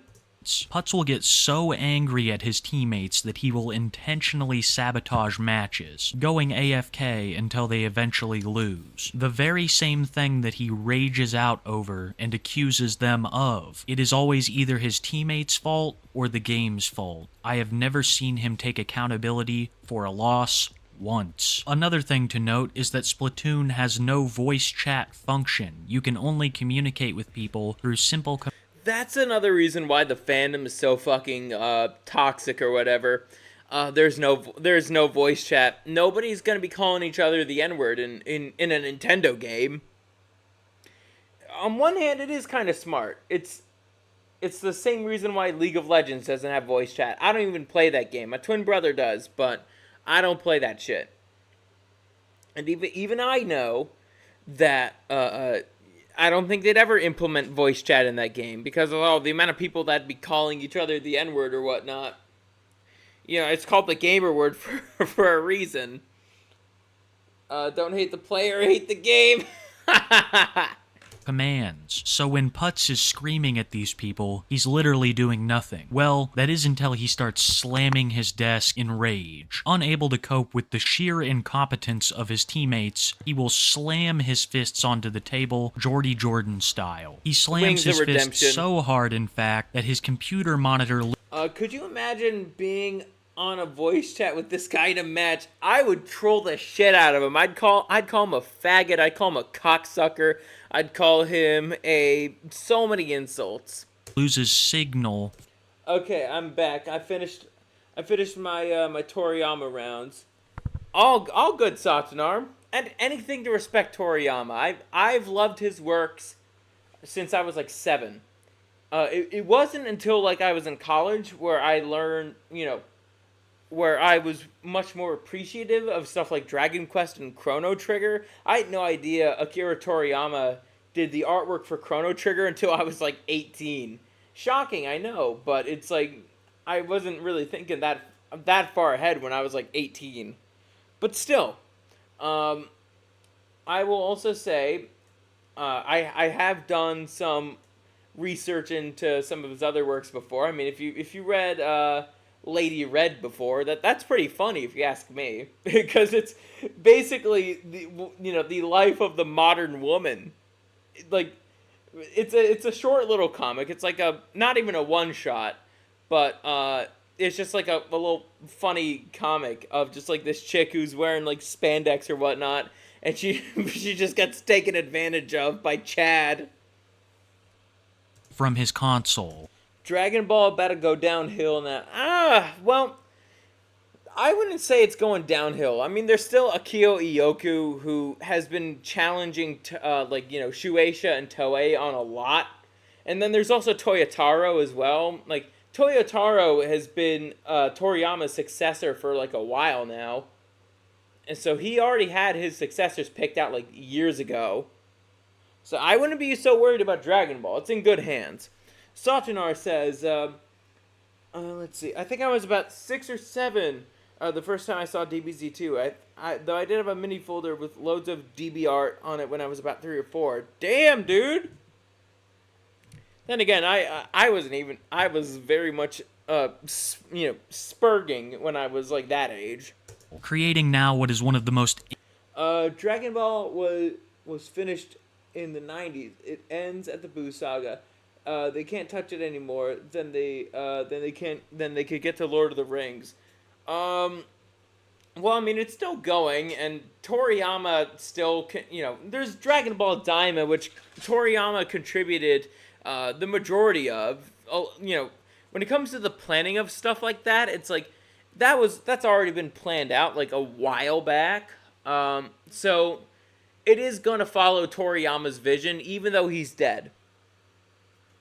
So you guys don't need to worry about the future of Dragon Ball. It's in good hands. And also Toriyama was able to help get the story and the vision of Daima as well. But after all that, I am a little worried.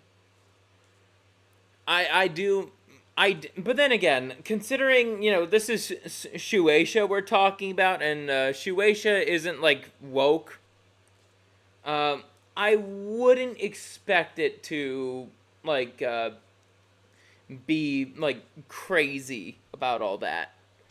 Infamous memes in the Putz community, no signaling. Now, based on just how intense that event is, you would think that it's a rare thing. But this happens all... modern anime has cucked a lot off modern male characters. I agree with that. But this is an older property. I think for some reason, a lot of they typically don't do stuff like this with older properties. That's kind of what I've noticed. Yeah, Chainsaw Man is a good example of that. What the fuck happened to Denji? He used to be a more relatable character, but now he's just like, I don't know. I don't like him. The time, resulting in wonderful clips like these. You're not in a position to make a shot. You're not in a position to make a shot, and your other fucker dead.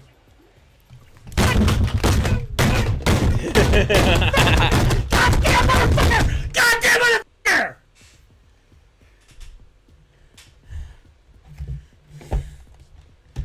Tired of this shit!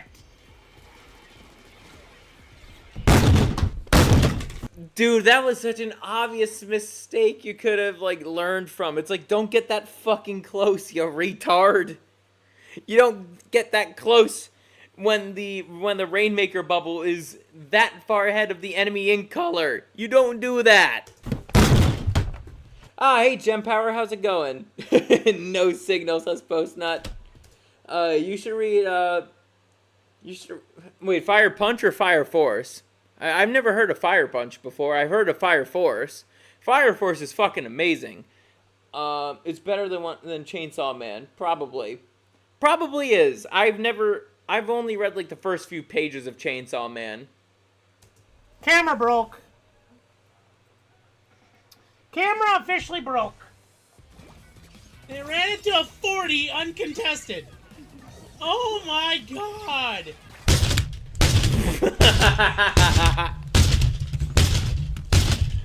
Oh, it's the Splatoon guy. Gem Power, you know who this guy is? Damn. I was talking about Splatoon a little bit earlier, just before I started, playing the video. But, holy shit. I used to get pretty mad at, when my teammates were being retarded, but since, I've been, seasons behind or whatnot, it's like, I've been a lot more calm. Jesus Christ, dude! No! No! No! Ah! Now my fucking soda spilled! He did call Nintendo. We're about to get to that soon. Gem Power has been down this rabbit hole already. Fire Punch was the manga Oh, okay. So it was from the mangaka of Chainsaw Man. Gotcha. Let's see. What else do we have here? I found it years back and it blew me away. One of the wildest rides out there. I still can't really tell anyone what happened at the end. Dude, I trust you that it's a good story, so I'm going to look into it later. Like, maybe not tonight because I'm going to be going out tonight, but later. No! Coda, please. God damn it. I'm having a really bad... Alright, so I'll be right back. I'm going to let some of these rage clips play out because I don't want to keep on pausing. Day. I don't want to pander to your f***ing low signals. God damn it! That's your fucking low signal! Putz has no-signaled more times than I can count, and when he began to receive donations, people would even start to demand a no-signal for money. Putz would deny them until he lost and did it on his own organically, being so lightning quick that one time he even smashed a fly. You would think that screaming at his teammates and slamming on his desk would be enough to sate Putz's rage. But for Putz 12, enough is never enough. And after losing a match, blaming it all on his teammates, he will block every single one of them on his Nintendo. This motherfucker is just hacking as far as I'm concerned. There's no latency that can actually fucking do what the fuck he just did. And this bitch, get the fuck out, you fucking... Ugh. Ugh. Putz might have accidentally been the first person to discover that Nintendo actually had a limit on how many people you could block, with him hitting the limit of 100 every couple months. He will proceed to then unban everybody just so that he can ban more people. He has complained to Nintendo dozens of times over the block list, even calling them on one of his streams, capturing what might be his most iconic moment to date. This poor Nintendo employee has to endure all of Putz's Gem Power, we're now at the point where he's the fucking Nintendo call. Oh my goodness. In the words of Chief Keef, oh my goodness. Abuse for 20-ish minutes. The levels of patience displayed by this customer service rep are godly. Postnut says, the level of rage does not fit the aesthetic of the game. That's true, but Splatoon is actually one of the most rage-inducing games of all time. This is coming from first-hand experience. It really is. Before side order was added, it's just like I would not be playing Splatoon 3 like currently if it wasn't for side order and how repeatable it is. Let's see. Tommy Big Guns. Why is every chronic gamer lolcow? Why is every chronic gamer a lolcow? Well, not every one of them. But this guy is a lolcow because he just the kind of rage that he causes is just like, oh my goodness. Absolutely lays into him for problems that he has no control over. This is just a guy simply doing his job, but Putz is sitting there blaming him for every problem Splatoon has. And so many problems that Splatoon doesn't even have. Putz just perceives it that way because he's the bad player himself. Let me just show you guys some of my favorite clips because this one's a doozy. My name is Sean. Hey Sean, let me get the notes pulled up here. What can I help you with today? Well, I was on hold for 46 minutes to get a hold of you, so that was amazing. Yeah, we are extremely busy right now. I apologize for that. So what can I help you with? So I am pretty livid over everything about Nintendo at the moment, so yeah, to get started. Your online system, the pay for online is complete trash. Yeah. Like complete Have you... Oh, I know who Tibbs TV is, but we're not talking about Cyraxx right now. Ain't no way you call Nintendo to complain about skill issues. Night Llama, he actually fucking did that. But Big Guns, I know who you're talking about. Tibbs TV. Yeah, but we're not talking about Cyraxx today. Trash. I'm a Splatoon 2 streamer and actually a pretty popular one at that. Oh, yeah. And the fact that we've had no benefit of actual online services of any kind is absolutely ridiculous. And the fact that I can't block them, ban them, or anything to get rid of them is completely asinine. pardon my language, but this is getting out of fucking hand. And I'm so sick and tired of calling in. I'm gonna have to ask you to stop swearing. You're gonna have to ask me to stop swearing? I'm gonna have to ask you to please get this, everything working correctly. Everything working correctly. Because this is just crazy about the harassment I'm having to deal with. The harassment you're having to deal with, but you're throwing games.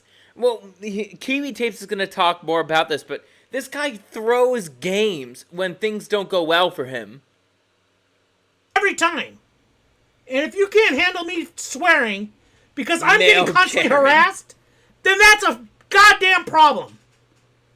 Now, I am absolutely sick of being harassed online. I am sick of having no benefits for paying online services, from either expanding my block lists, friend lists, and quality of service from the actual connections, just latency, the horrible... I swear, I am going to have to end the call. Sir, I am trying to help you, but we all have these rules. Anyone would have to tell you the same thing. We like... Has this guy never talked to customer service on the phone before? I don't think he ever has. I would have to end the call if you continue to swear like this. Ugh.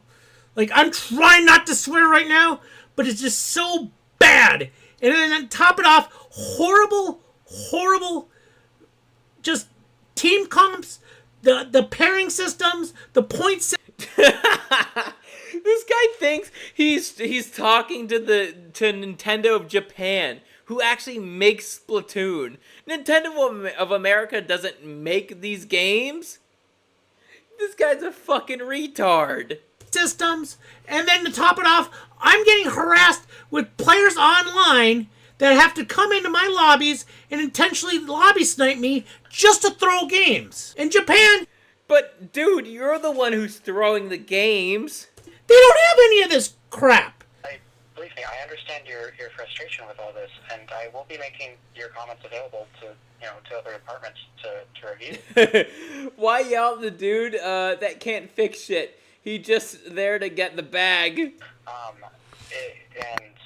And also make content for our amusement. Such a disappointing time. I hope that in the Give me my fucking money! His stream donos. People are donating to this guy like during this call just to interrupt the call. Sorry about that. Pardon? Sorry about that. Somebody subbed to me. It's my sub notification. I don't see the point of reporting on the app anymore. Poor customer support, man. Give me my fucking money! God damn it, guys. Yeah. You see? People are able to, like, just troll people like this so easily. Like, you have your notification, like, give me my fucking money!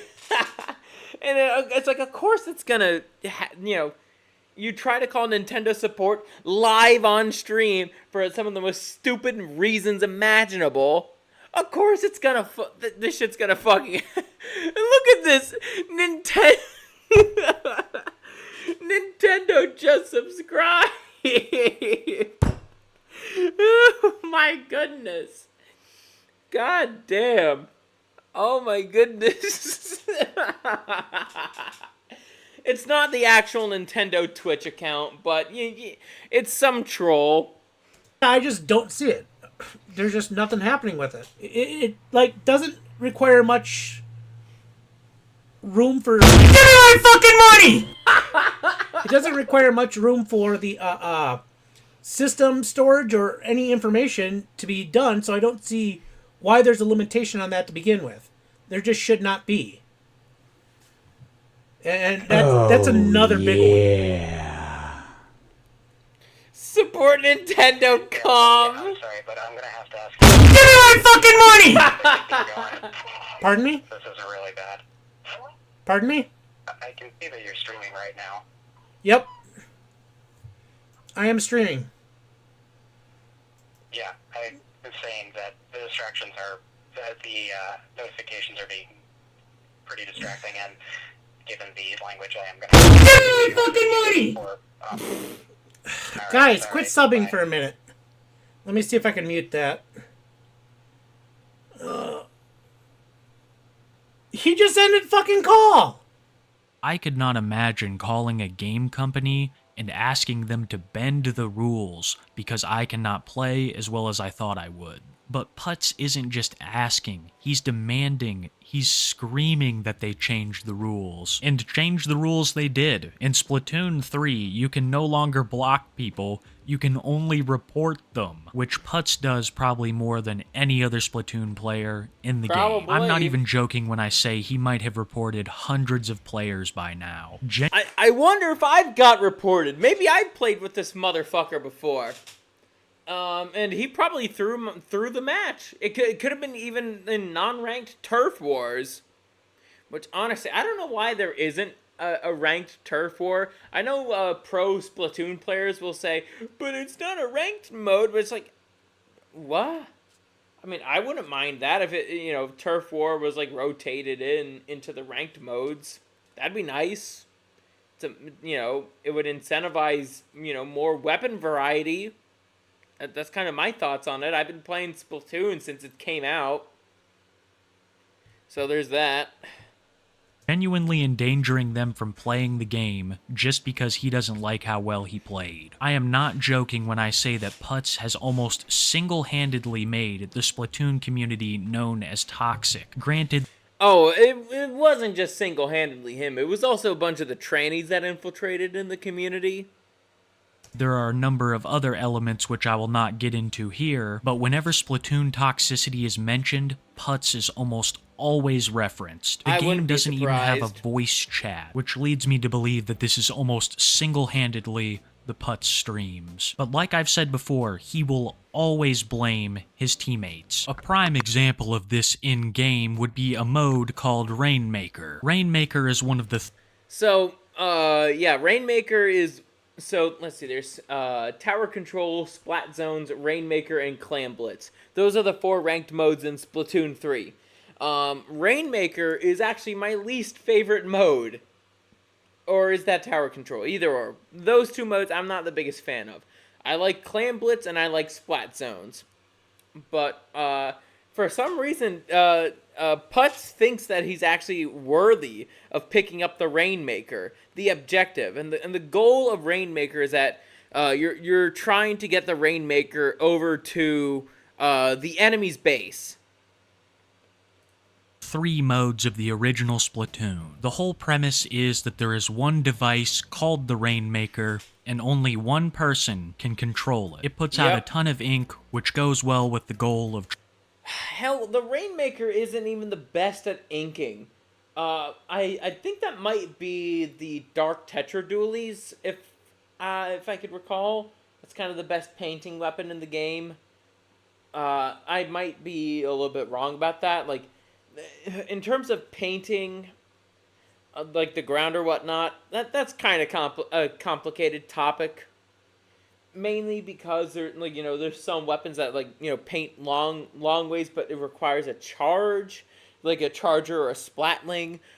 But the Rainmaker ain't even the best painting weapon in the game. So Kiwi, you're kind of wrong on that. Hey AC, how's it going? A Rainmaker. I bet Jack Murphy always goes for the Rainmaker. Cuck Murphy. He probably would like the Rainmaker. If it's, using Dreamy Bowls ink instead of actual, Inkling ink. Trying to ink the map. Each team is fighting over the Rainmaker for the whole round. Why I'm mentioning all of this is because it's Putz's favorite weapon. Why does he want it, you ask? Because it's overpowered. And there's only one of them during the entire round. The Rainmaker's not that overpowered. I frankly suck with the Rainmaker, so I'm never the one who grabs it. Unless I absolutely have to advance the objective, and then I just die. Oh, god damn it. There's some fucking Ferrari that is making noise. I don't know why the people in my apartment complex like to own these kinds of cars. They make noise, and I don't get my sleep. Enough about me bitching. But I kind of suck with the Rainmaker. And so I'm better off kind of supporting the team. But Putz, on the other hand, he thinks he's the fucking greatest with the weapon. No, he's not. He sucks with it. Putz greedily hoards this device and cannot I hope you heard the phone call, AC. Just got here. Sadly, I didn't. So, Putz decided to call Nintendo support about how bad he is at the game. stand it when anyone else uses it. Some of his most rage-filled moments come from him either losing the Rainmaker or one of his teammates picking it up. I hate these f***ers! No, it's a no signal, guys! Damn it, man!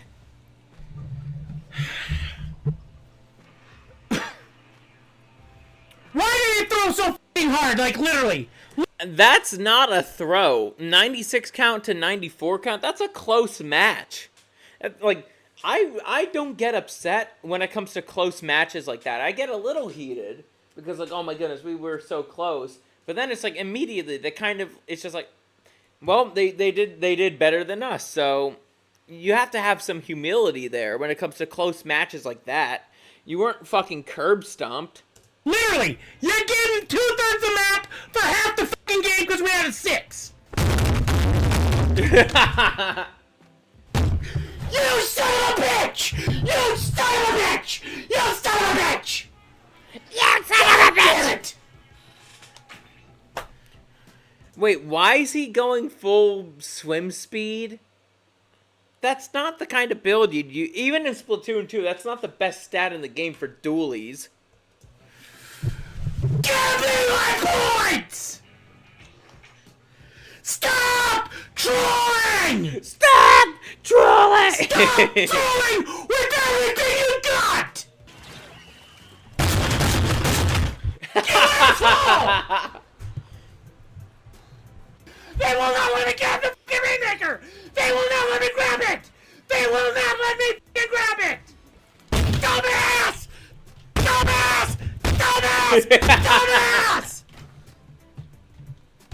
The irony of all of this is Rage that the Rainmaker is maxing. probably in better hands with Putz's teammates, despite his reactions to them claiming it. All of this has That's been going true. on for almost a decade now, and nearly nothing has changed. Putz has behaved the exact same way since Splatoon 1. The only thing that really changes sometimes is around Christmas. The majority of his streams are without a camera, but in the spirit of Christmas, Putz will face cam up for an event that he calls Putzmas. And it's a crazy thing to see him rage like this on camera, because then you can visualize how all the other moments went as well. To be honest, Putzmas is exactly what you'd expect. Help me! You fucking shoot! Ink, do something! God damn it!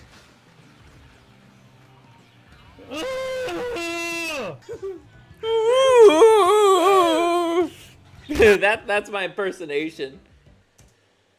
Let's see. Alpha Rage Artist. 27 fucking points! You assholes! Fuck you!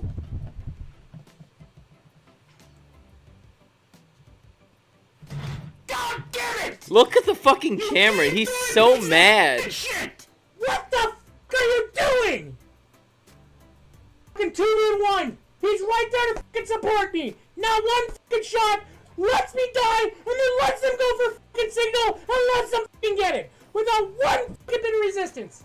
Are you fucking kidding me? Are you actually fucking kidding me, you motherfucker? You can't game throw any fucking harder. You can't. You just can't. But surprisingly, these are not the only times that he has appeared on camera. In fact, there are dozens of hours of that content that he has put on the internet himself. During my research, I came across something that was actually pretty shocking. That Putz, Shawn Nichols, had appeared on Season 7, Episode 9 of Man vs. Food. Putz is a former professional eater.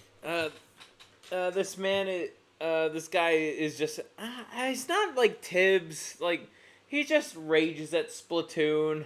Like, he's not like Tibbs, who enables, like, infamous lolcows like Cyraxx. Stop eating, the bulk is done, says Night Llama. AC says, I wish there were more men like him in the world. I would be in the top 1%. Yeah, bitches love it when you rage at a Splatoon, a Nintendo game. And for this episode, he talked about a challenge that he had completed from a company called Eggroll Inc., eating a dozen giant 20-year-old rage gamer is the same as a 2024 toddler having a tantrum because they got told to stop playing terribly. egg rolls in an allotted time period. I've seen him compete in rib competitions, taco eating contests, burger contests, you name it. And I honestly think that is a better form of competition for Sean to be involved with, because after finishing an eating competition, you don't really have the energy to scream your lungs out at your other contestants. Man vs. Food would not be Sean's last brush with the camera, as he would also feature briefly in an Airac video called I Brought 50 Competitive Eaters to a Buffet. Putz was not only streaming to YouTube, but also uploading his competitive eating videos. But when the world needed him most, he vanished. 1 year ago, Putz stopped uploading to YouTube, but Avatar Easter eggs aside, he moved over to Twitch, where he still streams to this day. Putz 12 is one of the reasons that competitive gameplay... Oh, by the way, we do have a bonus segment for tonight. I want to show you guys Putz 12 playing Side Order. ...is so unappealing to me. Some people that you play will be this invested in that game. I think another prime example of this would be Low Tier God in fighting games, and DSP from You Should Kill Yourself Now!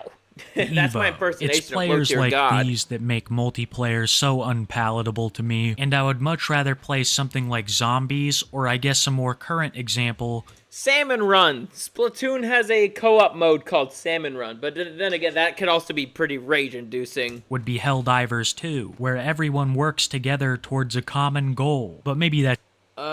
Big Gun says, I just can't play video games anymore. I play some, gotcha? Like, gotcha machines? Anime games, that's about it. I want to see Putz play The Division. You get some money from competitive eating. That's just because I suck true, at playing Gempower, the that's games. true. And that's all I have on Putz 12 today.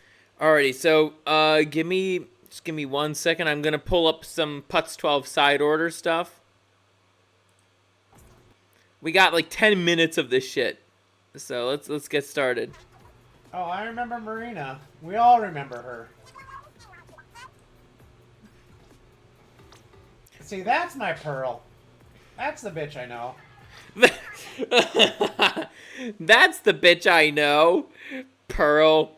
I should let you know, Pearl is like, what, 27, and Marina is like 21 in Splatoon 3. So yeah, you guys are able to thirst over the black squiddies, or Octotatas. Yeah, Marina's an Octolink, so Octotatas would be fine. Let's just go launch a killer whale. Nah, let's just launch killer whales. It's more fun. I understand what he's referencing to. The end of Octo expansion. The old school killer whales. Why are you shouting from down there if she's up there? Use what? Ooh. Splat doolies. Easy, Pearl. Easy. She's wearing a hat. She can't be bad. That is Deadfish, or Oct. Yeah, even though the localization calls her a they, no, that's clearly a chick. I could actually agree with Putz 12. Oct is clearly a chick. From the voice to the physique. Bad. Why does my character look like some zit-faced, Putz, you're wrong. It's just Agent 8. Woke bitch. Well, why the fuck is he wearing an earring? Dude.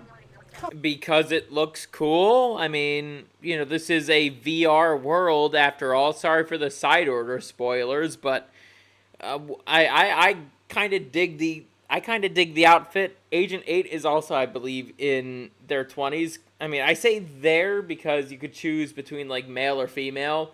My Agent 8 is a guy because I don't play as chicks in video games. That's the true Sigma male choice. You don't play as chicks in video games. Come on. Her ass is thick, so I'd imagine I'd be sick of it. Putz, like you never have a chance with a woman. What does my character look like? An earring? Fucking goddamn... Mortician, that's base. I like that. Basically. No, you are clearly playing as the male Agent 8, because that hairstyle is only exclusive for male Octolings. In side order. It's not available in Splatoon 3 regularly, but yeah, you could have that hairstyle in side order. I said I'm a guy, turn me into a woman. Look, I'm even wearing nipple clamps. What the fuck are they doing? It's not nipple clamps. I inked all over her.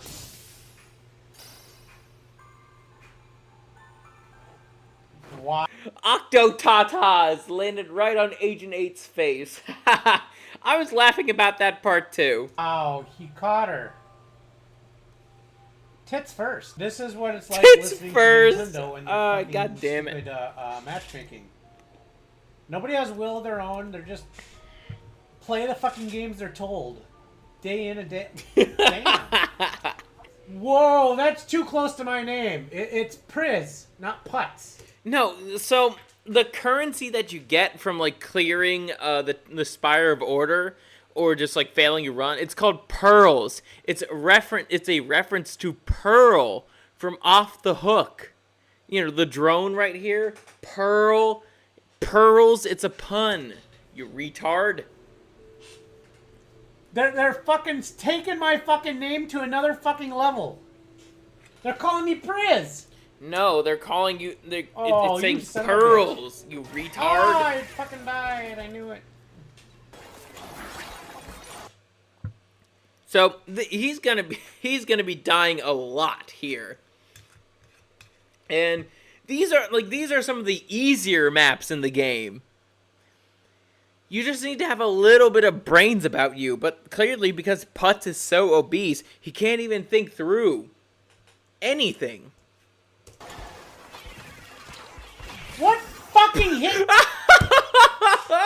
That's like when I get splatted by a small fry in Salmon Run, but this is even worse because you could have easily avoided it with a roll.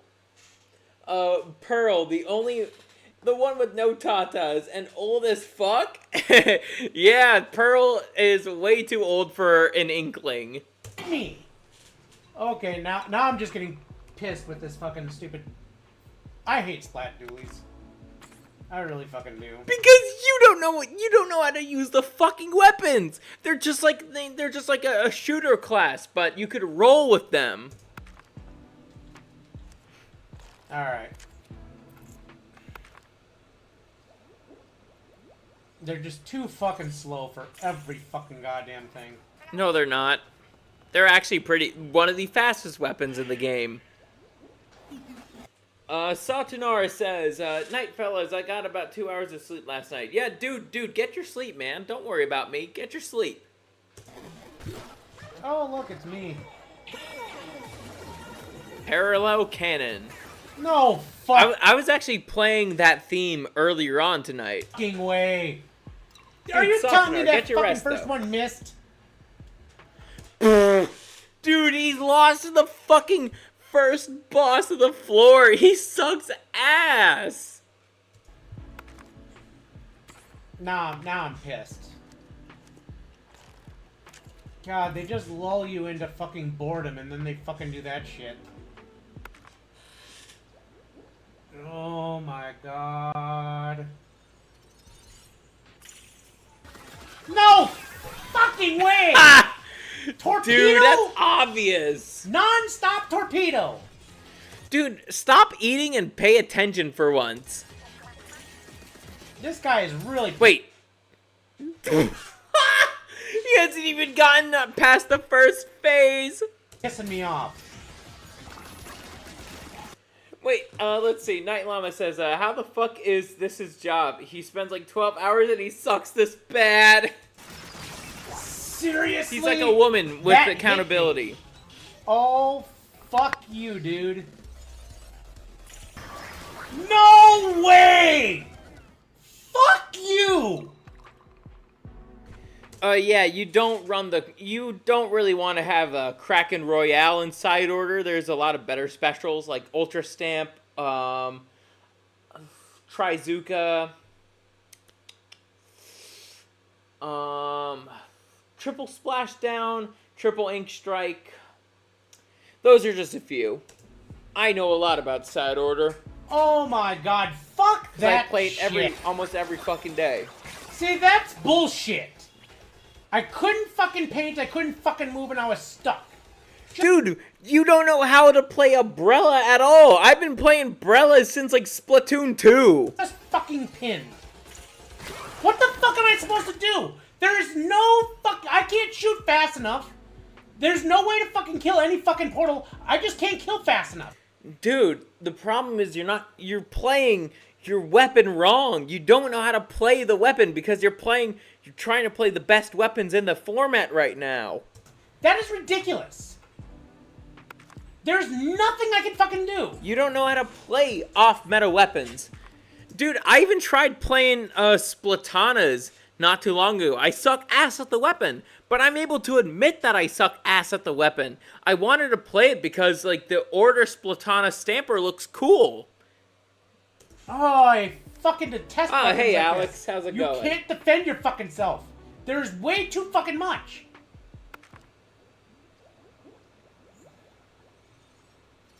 There's literally way too fucking much bullshit on the fucking map. Mortician says he's got too slow of a reaction time. Yeah, oh yeah, he does. And the Splat Brellas, like that's not even that hard of a weapon to play.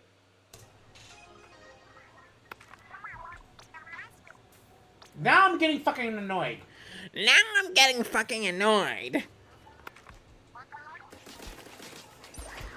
Fucking ridiculous!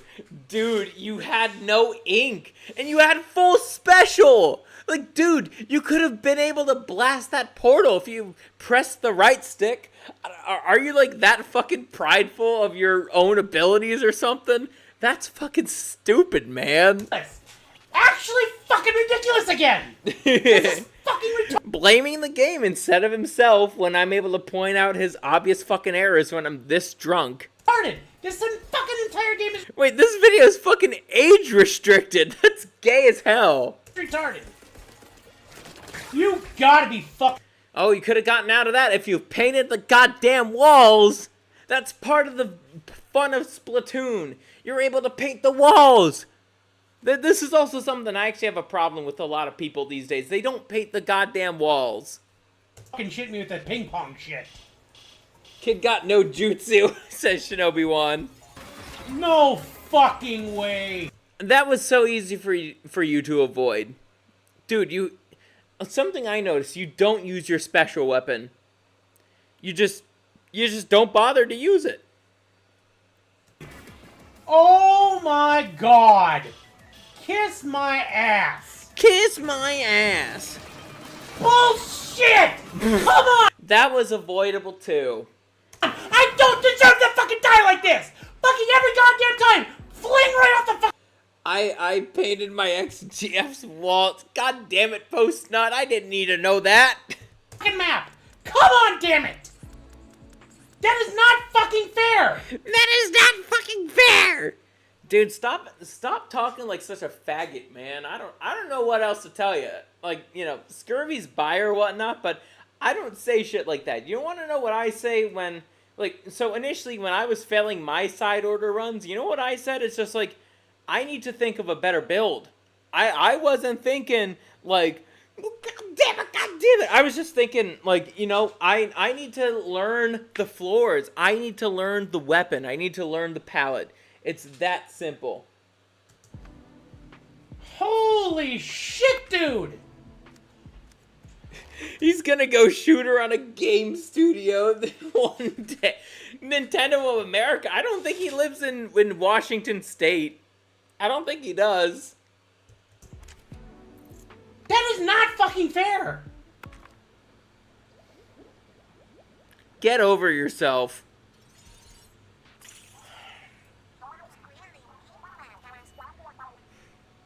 Fuck off, Marina! Fuck off, Marina! Oh, fucking bitch. Yeah, I'd slam Marina. You gotta be fucking... I'm joking. Holy I'm joking, chat. shit, you dumb fucking cunt. Oh wait, Marina's 21. In He did it again. Splatoon He 3. did it again. What the fuck are with these fucking missiles from fucking goddamn out of... Dude, because you don't know, there's an enemy that spawns those missiles. You destroy the little bulbs, and they don't spawn. How retarded are you? Fucking goddamn motherfucking nowhere. Dude, he should pay me to help him out with this. I need probably about $1,000 an hour, and yeah, you have to pay me 1,000. You have to pay me 1,000 if you want me to help. That's my policy. So, Night Llama, this guy is incapable of dodging anything. Like, he is just trying to shoot and shoot and shoot, but he is not capable of dodging.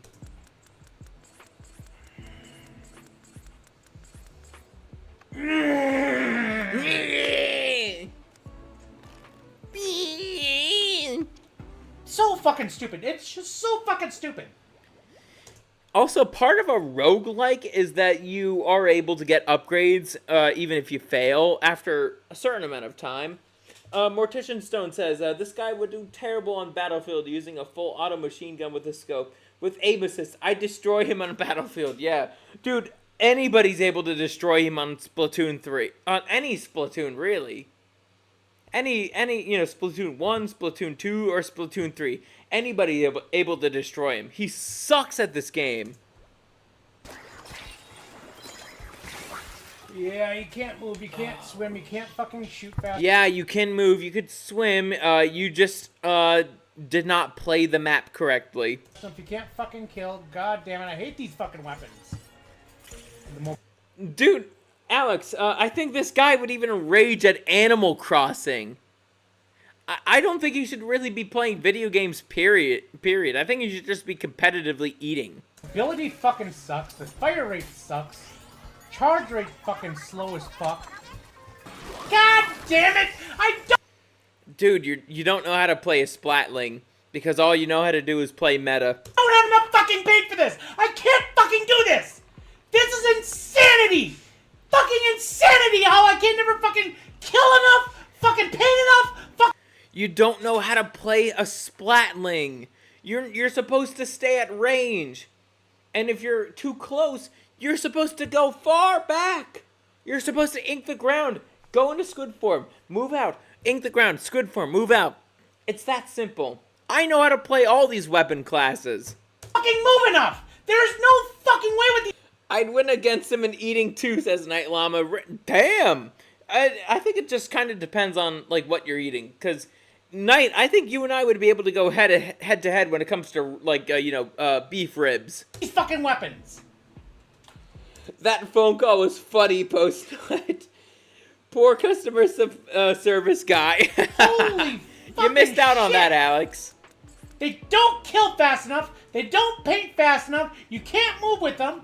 Fuck this goddamn fucking game. You don't know how to play Splatlings. I think I'm done for the night. I am just getting fucking irritated at like fuck. I'm sore. I'm tired. I hate this fucking goddamn DLC. This really, really fucking sucks. Like, so fucking much. You have no idea how much I'm fucking hating this. And it's not that it's fucking... Dude, because you suck at it. Fucking difficult by any fucking means. Dude, it is hard for you because you suck at it. It's just fucking tedious for fucking just the sake of being fucking tedious. No other fucking reason. Just to be fucking tedious. I hate the fucking grind. It's boring. It's slow. It's not worth fucking... Dude, it's slow because you suck at it. I'm streaming this shit. He don't work out, says Gem Power. It just fucking isn't.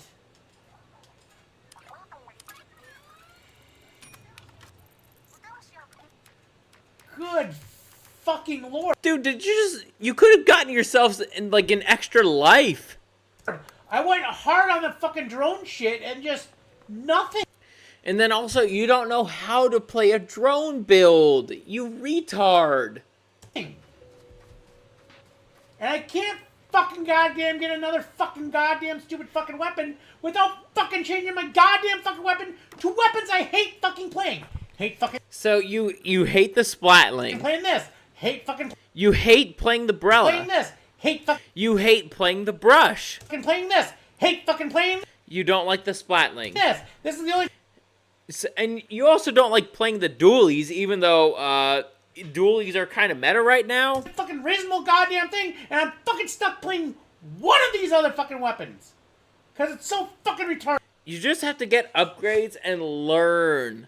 You have to learn. You can't just, like, rage out at everything. Mortician, you're right. This guy, all this guy does is just complain. Don't tell me how I'm fucking playing the motherfucking game. Dude, I'd love to smack the shit out of this guy and just say, hey, you're playing Splatoon all wrong. I'll teach you how to fucking play right now. If you don't let me, I know how to break someone's neck. So there's that. Bored to death with this shit. The grind. Alex says this guy needs to play Blobbers.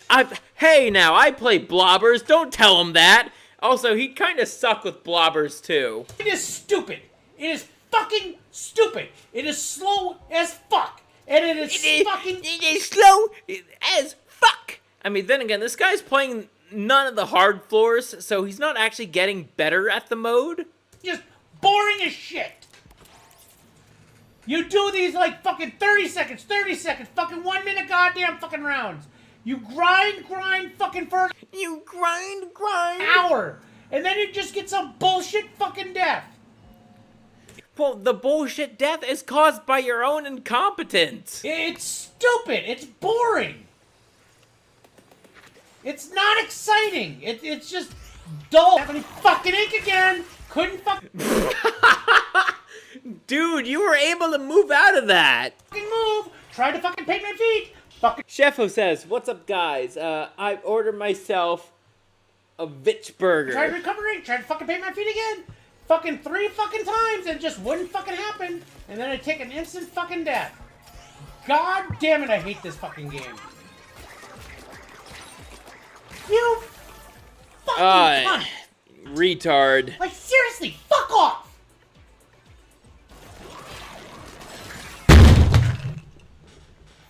Fucking... There we have our no signal, boys. I will be right back. I'm going to play some music for y'all before we get to our regular cancellation. So, here we go. We're actually going to play some music from Side Order just to insult Tibbs. Or, Tups. Putts. There we go. I'll be back.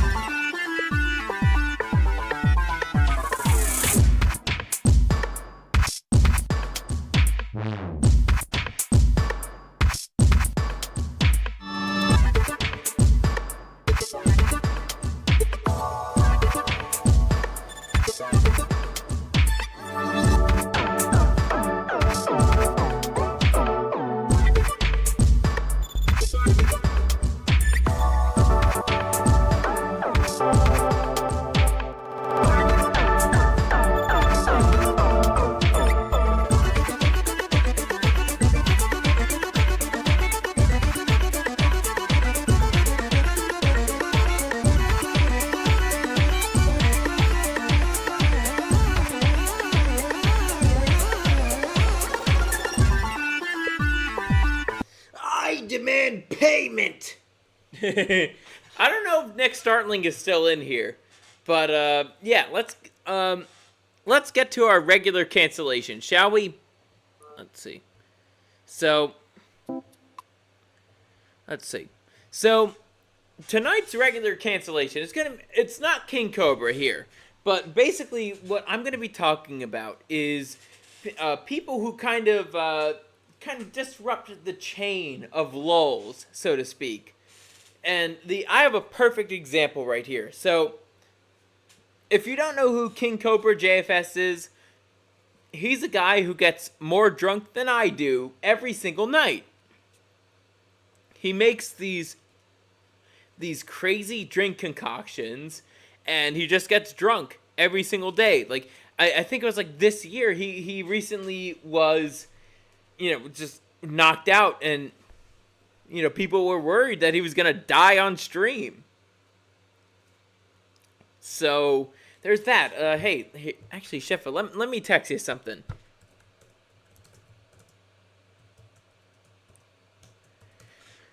Because, who knows, I may want to have the Pickle on here to talk about King Cobra JFS and his shitty girlfriend.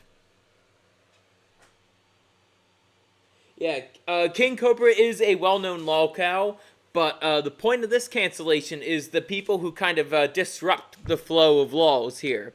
And Jessica is a prime example of that. And, god damn it, Pickle. You're unreliable, Marty! Nah, kidding. I get where you're coming from. But, let's see. We're gonna play this video here. Just a little bit. We're not gonna watch the full thing. No, they're just mad because I got a sweet of-age lady at my side, and they don't. That's what it is, dude.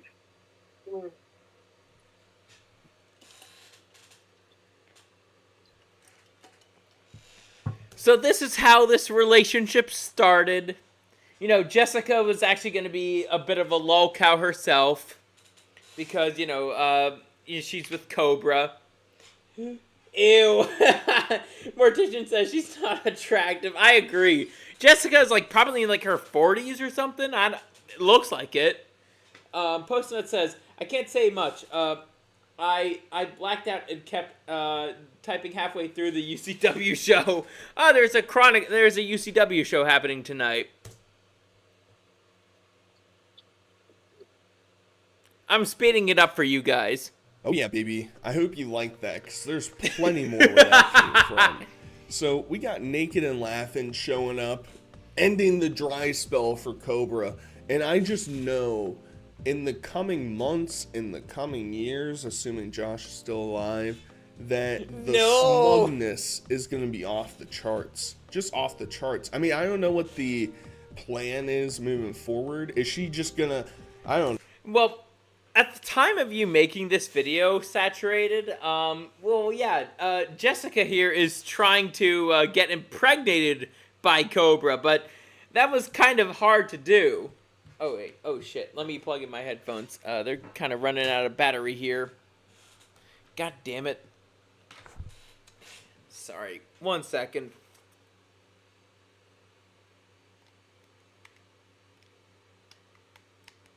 There we go. There we go. All good. But basically, she literally just went down to Wyoming. That's where King Cobra is. And tried to get impregnated by him. But for Cobra, he wasn't really thinking much about, having kids or whatnot. He was just like, oh yeah, I'll do this so I can end my dry spell with an of-age goth girl. No. Squat inside of his apartment? Is she just not going to go back home? She's just going to stay here and live with Josh and, invest in... Ugly couple still exists. Black pill debunk, right? Well, this ain't exactly about the black pill, my guy. This is more or less just some chick trying to exploit some guy's situation. And the fact, King Cobra had a dry spell for 6 or 7 years or something. And so he was so desperate, he was willing to get any puniti. And, she was more than willing to do it with him. So... maybe there's something she finds attractive about him, too, because, when it comes to the old in and out, there's always something that, it's never out of it's never truly out of convenience from what I've learned. Some people are willing to have sex with the strangest looking people. Sheffo says, Josh has that 1,000 bottle stare. Into their clock mansion. I don't know, maybe, but there is a lot of just awkward situations going on during the stream. So I really hope that you're a fan of romance and love, because there is none of that inside of this video. There is just sadness and depression. So let's get into it. Stay over here in the dark. No one would have. Look, I blend. Nobody would have seen me, so I'll sit right here. Drinking some peanut butter cobras, chilling out. Peanut butter cobras? Right, oh, I don't want to know what those are. Yeah, King Cobra is also known for making these insanely disgusting food videos and like just these disgusting drink videos too. So at least I know what actually tastes good in, like, you know, what kind of mixes well together. Cobra does not. He just mixes like Jack Daniels with like Hennessy and Bacardi, and then he calls that a drink. I was like, that's a key to get you fucked up. Like, really fucked up. Compa says, we all need a slam pig. God damn it, Compa. I mean, yeah, you know.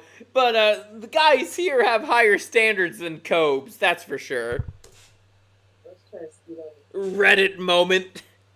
Yeah, Jessica showed up. That's most definitely what the fuck is up, tubes. What's up, tube? What up, YouTube? SpongeBob SquarePants. Oh, that's not a good SpongeBob impersonation. I need a shot. It fucking annoyed me until I finally watched it. Wow, Josh, legendary villain. That's what's up. Thank you for your donation, Beatty. Appreciate it.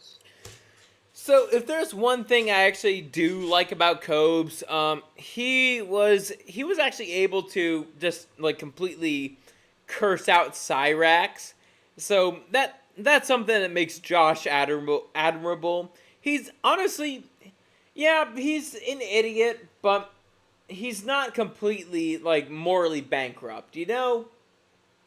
He's not the type of person to message like somebody who's like 17. Or under that age. Like, Josh was able to call out, like, Cyraxx. And Cyraxx got pretty pissed. So, Cobes has some respectable moments. But anyways, let's continue. Yeah, I didn't like SpongeBob Yes. at first. And then All donations will go towards treating Jessica to a romantic dinner. Most definitely what is up, tubes. We're gonna What is up, DoorDash a tubes? $50 burger from Wendy's for Jessica. She's gonna be very happy. We're gonna make sure that the lady is treated right. And in case you don't know, basically what happened is she flies in, and I know that there was a GoFundMe set up initially for her to get this, and it was shut down originally. I don't know if she found some other way to get money here, but they basically do the hanky-panky, and Josh's first idea is, let me go live stream. And she's going to complain about that later. And it's kind of obvious, at least to me, that Josh really doesn't care too much about Jessica. He just likes the fact that he has a girl that... He also likes the fact that Jessica was the one to get rid of his dry spell. Is fawning over him. Scurvy's a virgin. Scurvy's a virgin, you know, but, let me pause. But the thing is, I'm not that desperate. Like, I'm trying to find a good woman, virgin, no tattoos, no weird piercings. But Josh here, oh my god, he's so fucking desperate. He was never really willing to put in the work to, try to find a good woman. And so as soon as he got that message from Jessica of like, oh, I want to lose my virginity. I want you to have me lose your dry spell or whatnot. It's like, oh, Cobra was the first one to take that. Let's see. AC says, Scurvy, why do you have slow mode on? I have slow mode on so I can actually read chat. And Sheffa says, because I'm tarded. Ah, got me. You got me there, Sheffo, but honestly, it's mainly so I could actually... I mean, then again, slow mode is like 10 seconds, but compared to the old 20 seconds. But I have it there so I could actually read chat. Nothing against any of you guys. It's for mainly for my convenience. I don't think he actually thinks that she's some, like, dream girl that he's been waiting for to come end his dry Night Llama says he's scared of the schizo rants. Yeah, that's true too. spell. I think he just took what he could get. And the reason I think that is because he really shows no interest in what she's talking about 99% of the time throughout the stream. He's not desperate to try and, God damn it, Sheffo. sweep her off her feet, fix all of her ailments, be the man. None of that stuff's happening. Yeah, with that missing front tooth. Instead, he's just gonna yell at the trolls most of the time, cut her off when she's talking, ignore what she says, make bland comments like, yeah, dude, that's true. So, okay, when it comes to these lolcows having girlfriends, it's like they're basically just trying to use these chicks for content. Like, literally, I think one of the big reasons as to why, like, people still kind of care about Chris, it's mainly, like, Chris Chan, the lolcow, it's mainly because of Flutter. Like, if Chris was just kind of doing his own stupid fucking streams on his own, I don't think many people would care about him. But the fact that it's like, oh, he's been seen with this girl, it's like, oh, that's kind of added some new relevance to him. Sucks. So, I don't know. I think there's a bit trouble in paradise. You are legit overloading my eye workouts. I'm at my limit. And you can tell Sorry, that Knight. Jessica is kind of unhinged at times throughout this stream. And it makes me be like, oh, Josh, I think you ripped off more than you can handle. So, we're going to actually pause this video here. We have another one. King Cobra JFS sent Jessica home early. So, this is a little bit later on in the Jessica Cobra relationship here. Let's see. Before I continue, I just want to make sure I have my facts right here. So, let's see. Boogie, Cyraxx, King... Oh yeah, I remember that. King Cobra JFS, babied by Jessica. So I don't think they're in a relationship at around this time. I'm not quite sure. But let's see. How was Jessica sent home early? Oh, Cobra is blackout drunk. He has the tolerance of a bitch.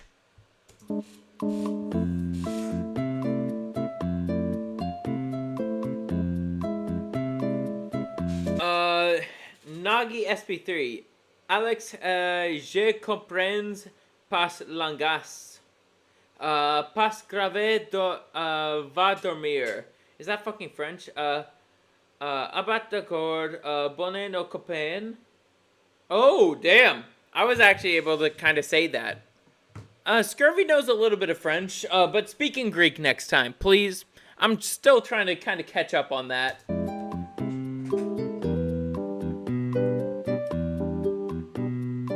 Fake pregnancy saga coming in nice little tubes. So, for some reason, Jessica, she took off on Friday, not Saturday, like we had all heard and planned for, because that's what Josh said was going to happen. Now, maybe he said Saturday because she left pretty late. Je comprends? I don't know, but I'm going to concoct it as he kicked her out. Kicked her to the curb. You gotta go.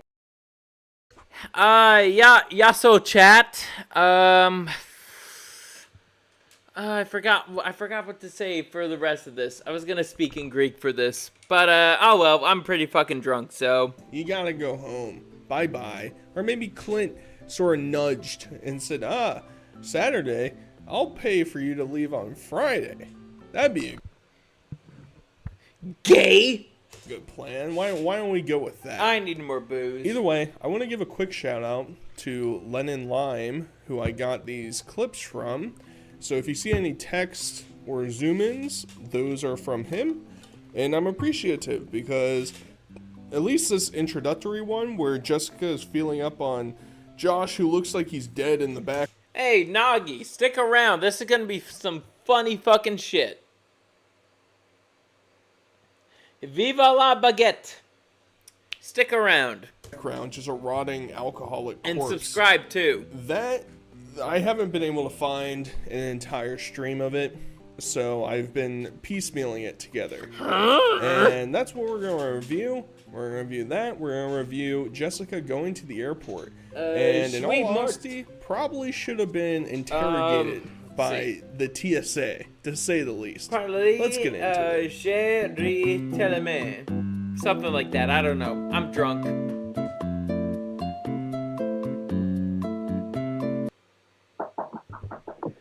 Ugh, look at this bitch. She looks like a fucking witch. I assume you're agreeing with me here. Yes, that good. I really don't know much about French, so. Calling the cops on me and Jessica because you can't handle it. Jessica's here. And it makes you so mad that go with her girlfriend. Yeah, high five, babe. High five for having the fire department King. and police department called constantly here. High five. And, you know, I don't want to judge. Let's see. Night Llama says, Ivry de Seth Baguette de Dreamy Bull.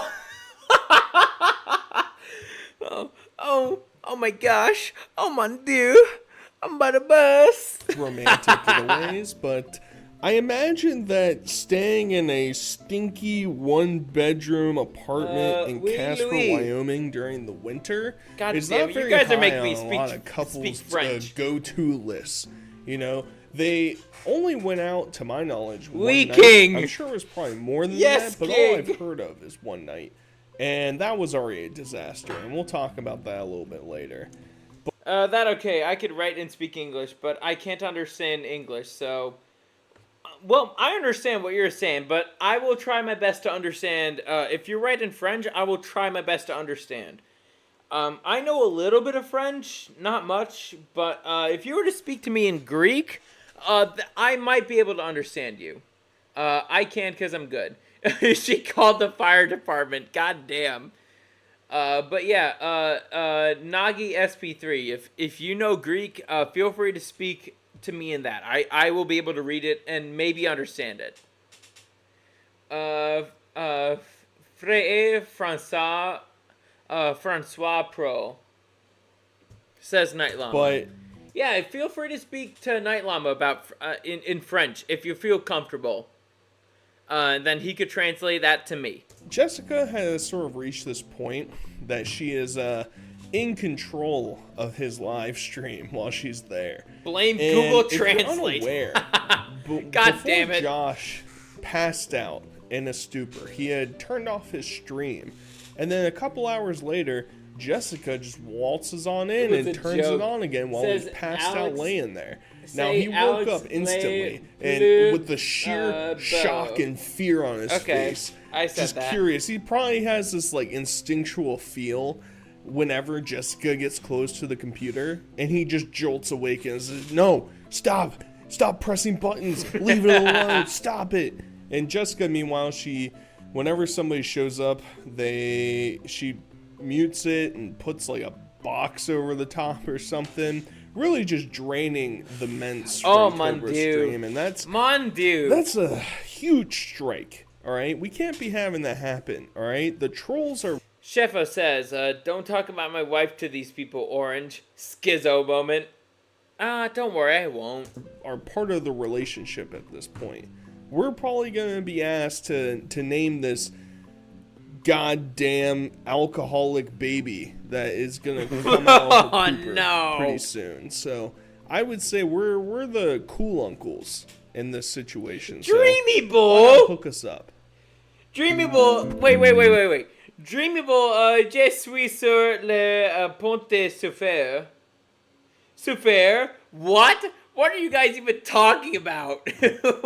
What does Dreamy Bull even have to do with this? We're talking about King Cobra.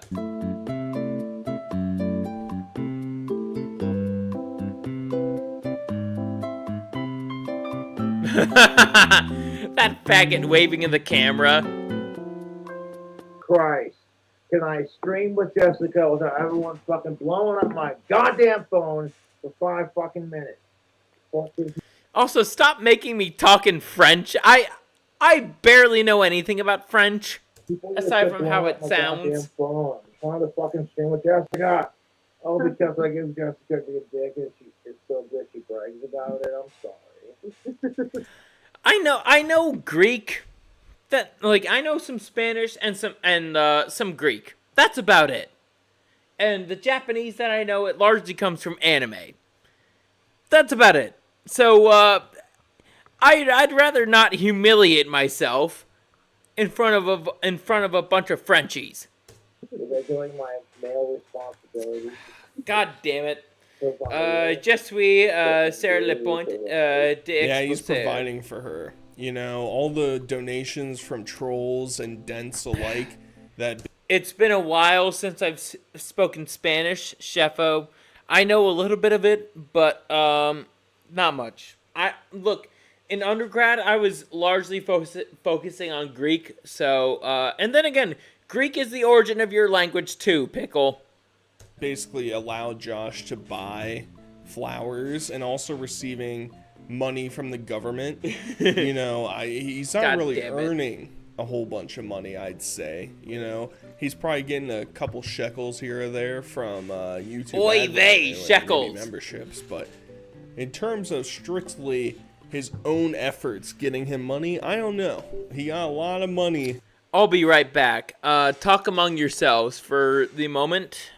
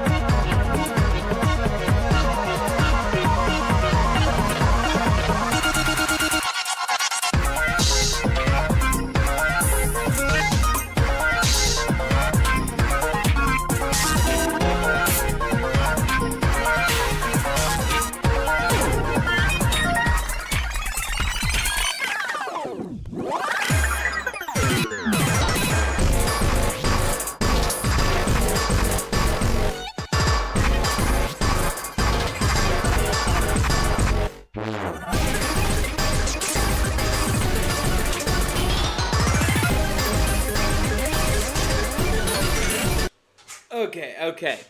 So, let's see the chat. Post, now you deleted a message? Come on, Marty! Anyways, this stream was too much for Scurvy. He went to get squeezed once again. Squeezed real good this time. If you God fucking damn it, AC! We're just watching some King Cobra shit, you know? and also trying to cancel his ex-girlfriend. I think Jessica is his ex at this point. Dream People makes him go, I'm about to juice. Night Llama says, Dream People squeezes him good. Oh, God damn it. God damn it. Anyways, so we're going to continue with this for a little bit longer, and then I'll get with my point. That just streamed in as soon as Jessica showed up, and she's slowly turning him into... So this is also a bit of a lesson on symmetry. Just like a Draugr from Skyrim, you know, just flesh and bones at that point, because his balls, probably drained. They're not doing anything all day. They're drinking and having sex. And, you know, if you're like 14 out there, that probably sounds pretty litty. And I'll tell you. Oh, God damn it. The older I get, I don't want to do both those the entire day. I don't know. Maybe that's me. Maybe I'm just... Night Llama says, Sal den some... Oh, God damn it, dude, it's fucking Swedish! I don't know how to say this shit! There's funny characters here! Like, funny characters that aren't Greek. It's weird. What I do these days is drinking and having sex. Help me, God damn it, dude. Sheffo, you don't need to let the chat know about that, alright? But I don't want to turn out like Josh, who's in a drunken stupor because all he's been able to do is drink and have sex with Jessica the entire time. And he has a very funny fast food reference as to what Jessica's you-know-what smells like. And that's going to be just... Oh, I don't want to know what that smells like! Oh, gross! No, that's gross! Chef's kiss. And you gotta love that Clint slightly realizes that the camera's on when he's dropping the boxes off, and he's like, I should flex on these trolls. I should give Josh a hug to show that I'm a really good dad, and that he's approving of Jessica being his I'm gonna lover. drink me some of that triple sec of mine. Imagine that being your life, man. That's fucking pitiful. Josh, they're saying turn on super chat. Do you know how to do that? No, I don't. And super chat should be all. Yeah, they should be on, but just check. Automatically already on. No, it won't turn on. No, you can turn it on, Josh. Oh, ineligible. Why is that? Because I'm on stream with you? I don't know. I haven't played any music. They want to cry that you don't go live, and then when you do go live, oh, you got this.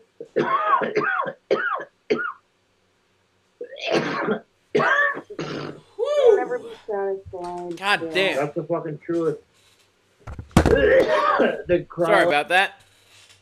So, if you're wondering, if you are wondering why I'm canceling Jessica, it's mainly because she's like, it's clear that she's creating some friction between the content that Cobra is trying to produce for the rest of us.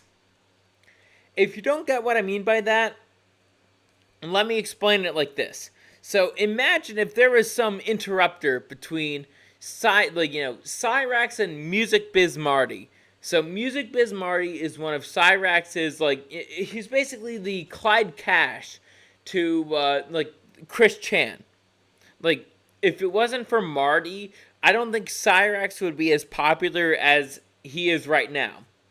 And in terms of, being able to laugh at somebody. However, Jessica here is the exact opposite of Music Biz Marty. She is trying to, prevent content of King Cobra JFS from being made. And honestly, there's a reason why people don't like her. And it's mainly for that reason. Like, if it wasn't for Jessica, Cobra would still be doing streams, or he gets so drunk as fuck that people need to call, an ambulance for Josh's safety. Though at the same time, I understand. When it comes to Cobes, he basically is trying to, he was very much in despair. he still kind of is in despair because of this bitch. And the reason why he's in despair because of this bitch is because this bitch is feeding him benzos in his drinks. And that's a big reason why a lot of people think, like, oh, you know, he's been so calm. It's like, you know, he's not sober or anything. He's high on benzos. I'm going to take a look at the chat. Old Norse. They are pagan runes. No demon letters. Scurvy's on Fupa patrol. AC says, I can fix her. Oh, god damn it. Don't do it, AC. Don't do it. Dude, I don't need to know that, Sheffo. God damn it. Why did I make you a mod?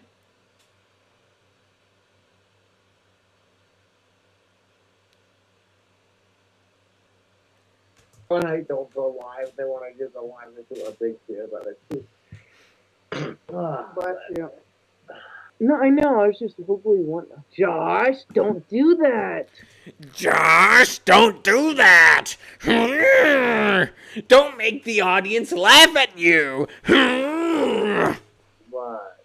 You're lucky they can't see what the fuck you're doing. Josh, I'm gonna block your face. Yeah, we still have to. Oh, I'm about to bust in this mouth. But you see why Jessica is so unlikable?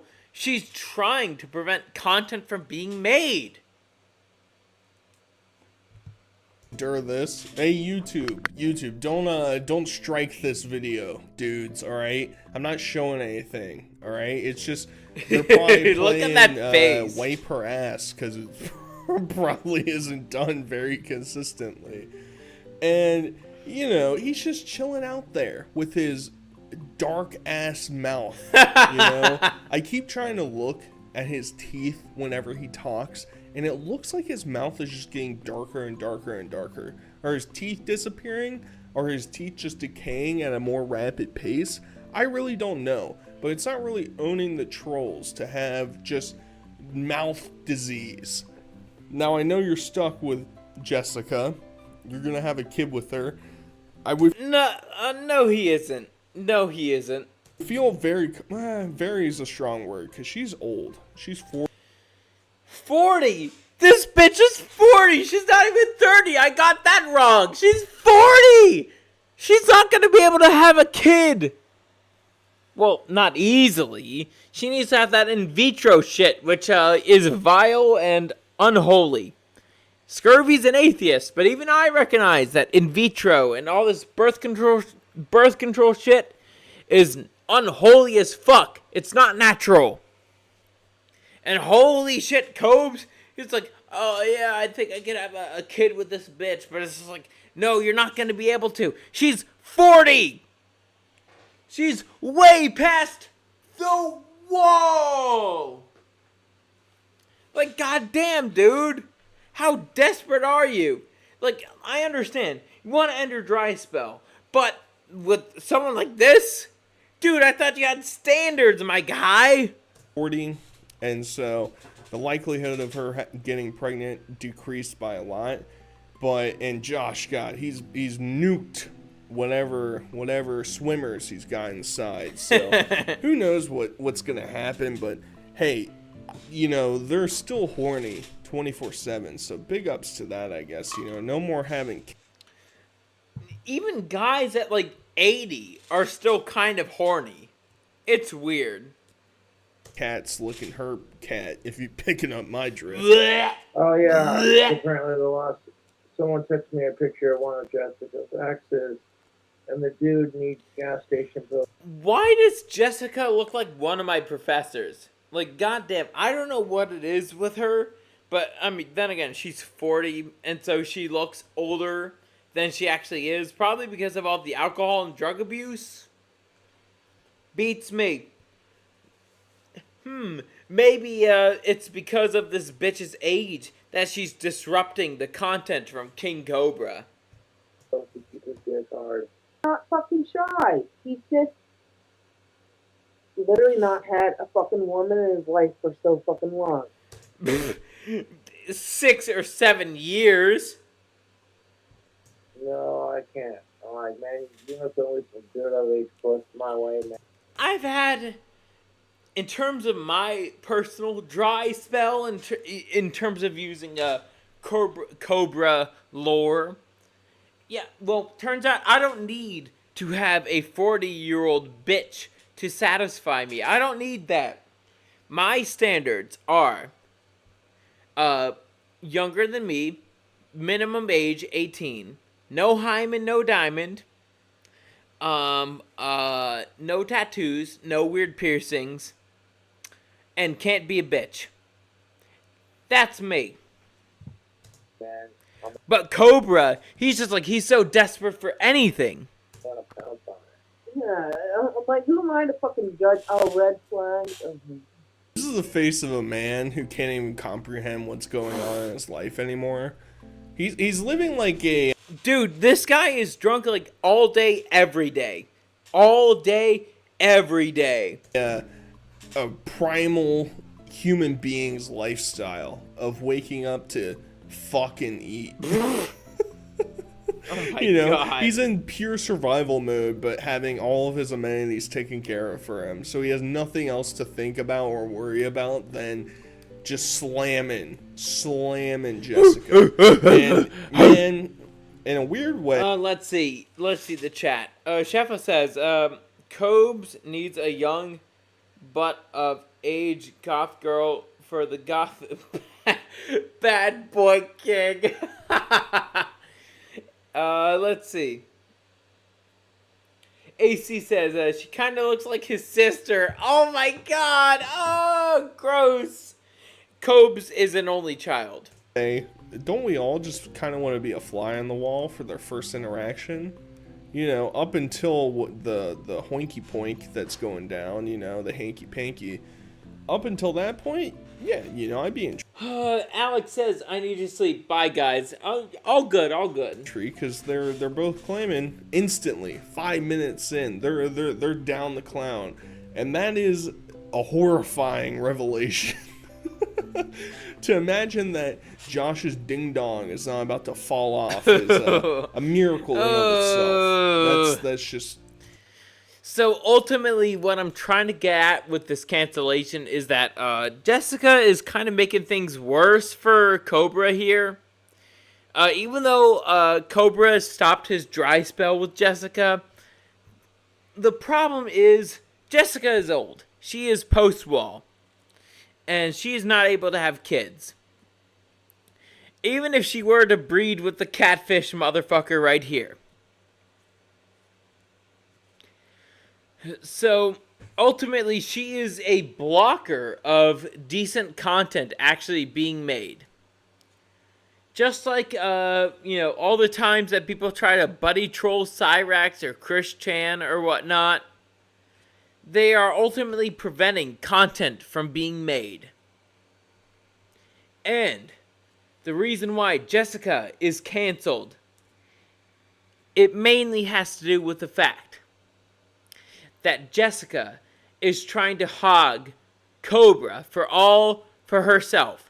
And considering all the shit that she tried to do with that channel, from trying to take control of it, trying to install her own mods on the channel.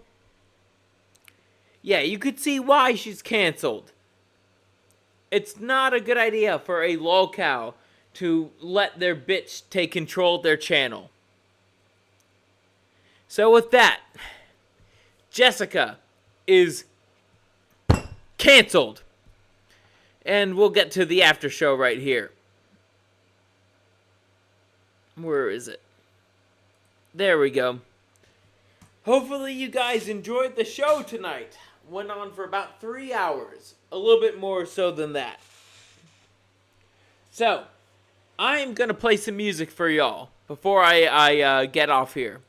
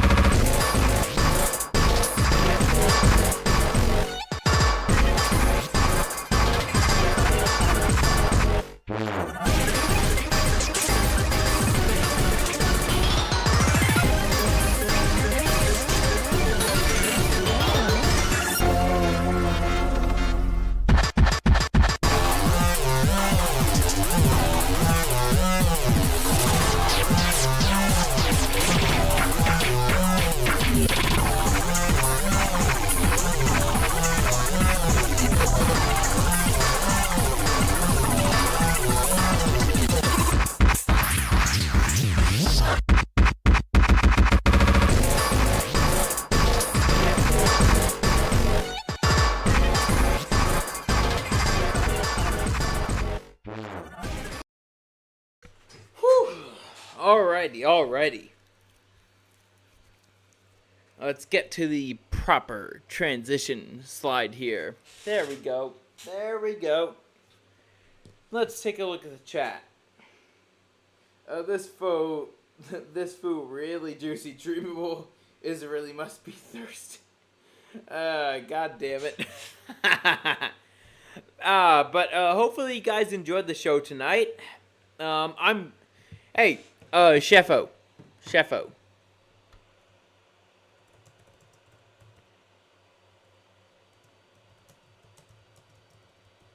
I'm gonna ask the pickle to voice chat for a little bit. If you can't, then I'll end the stream. But I think it's fitting. Whoa there, Scurvy. Sounds really relaxed after coming back. Well, dude, I'm like really fucking drunk right now, so there's that. So I'm gonna just be drinking some water here.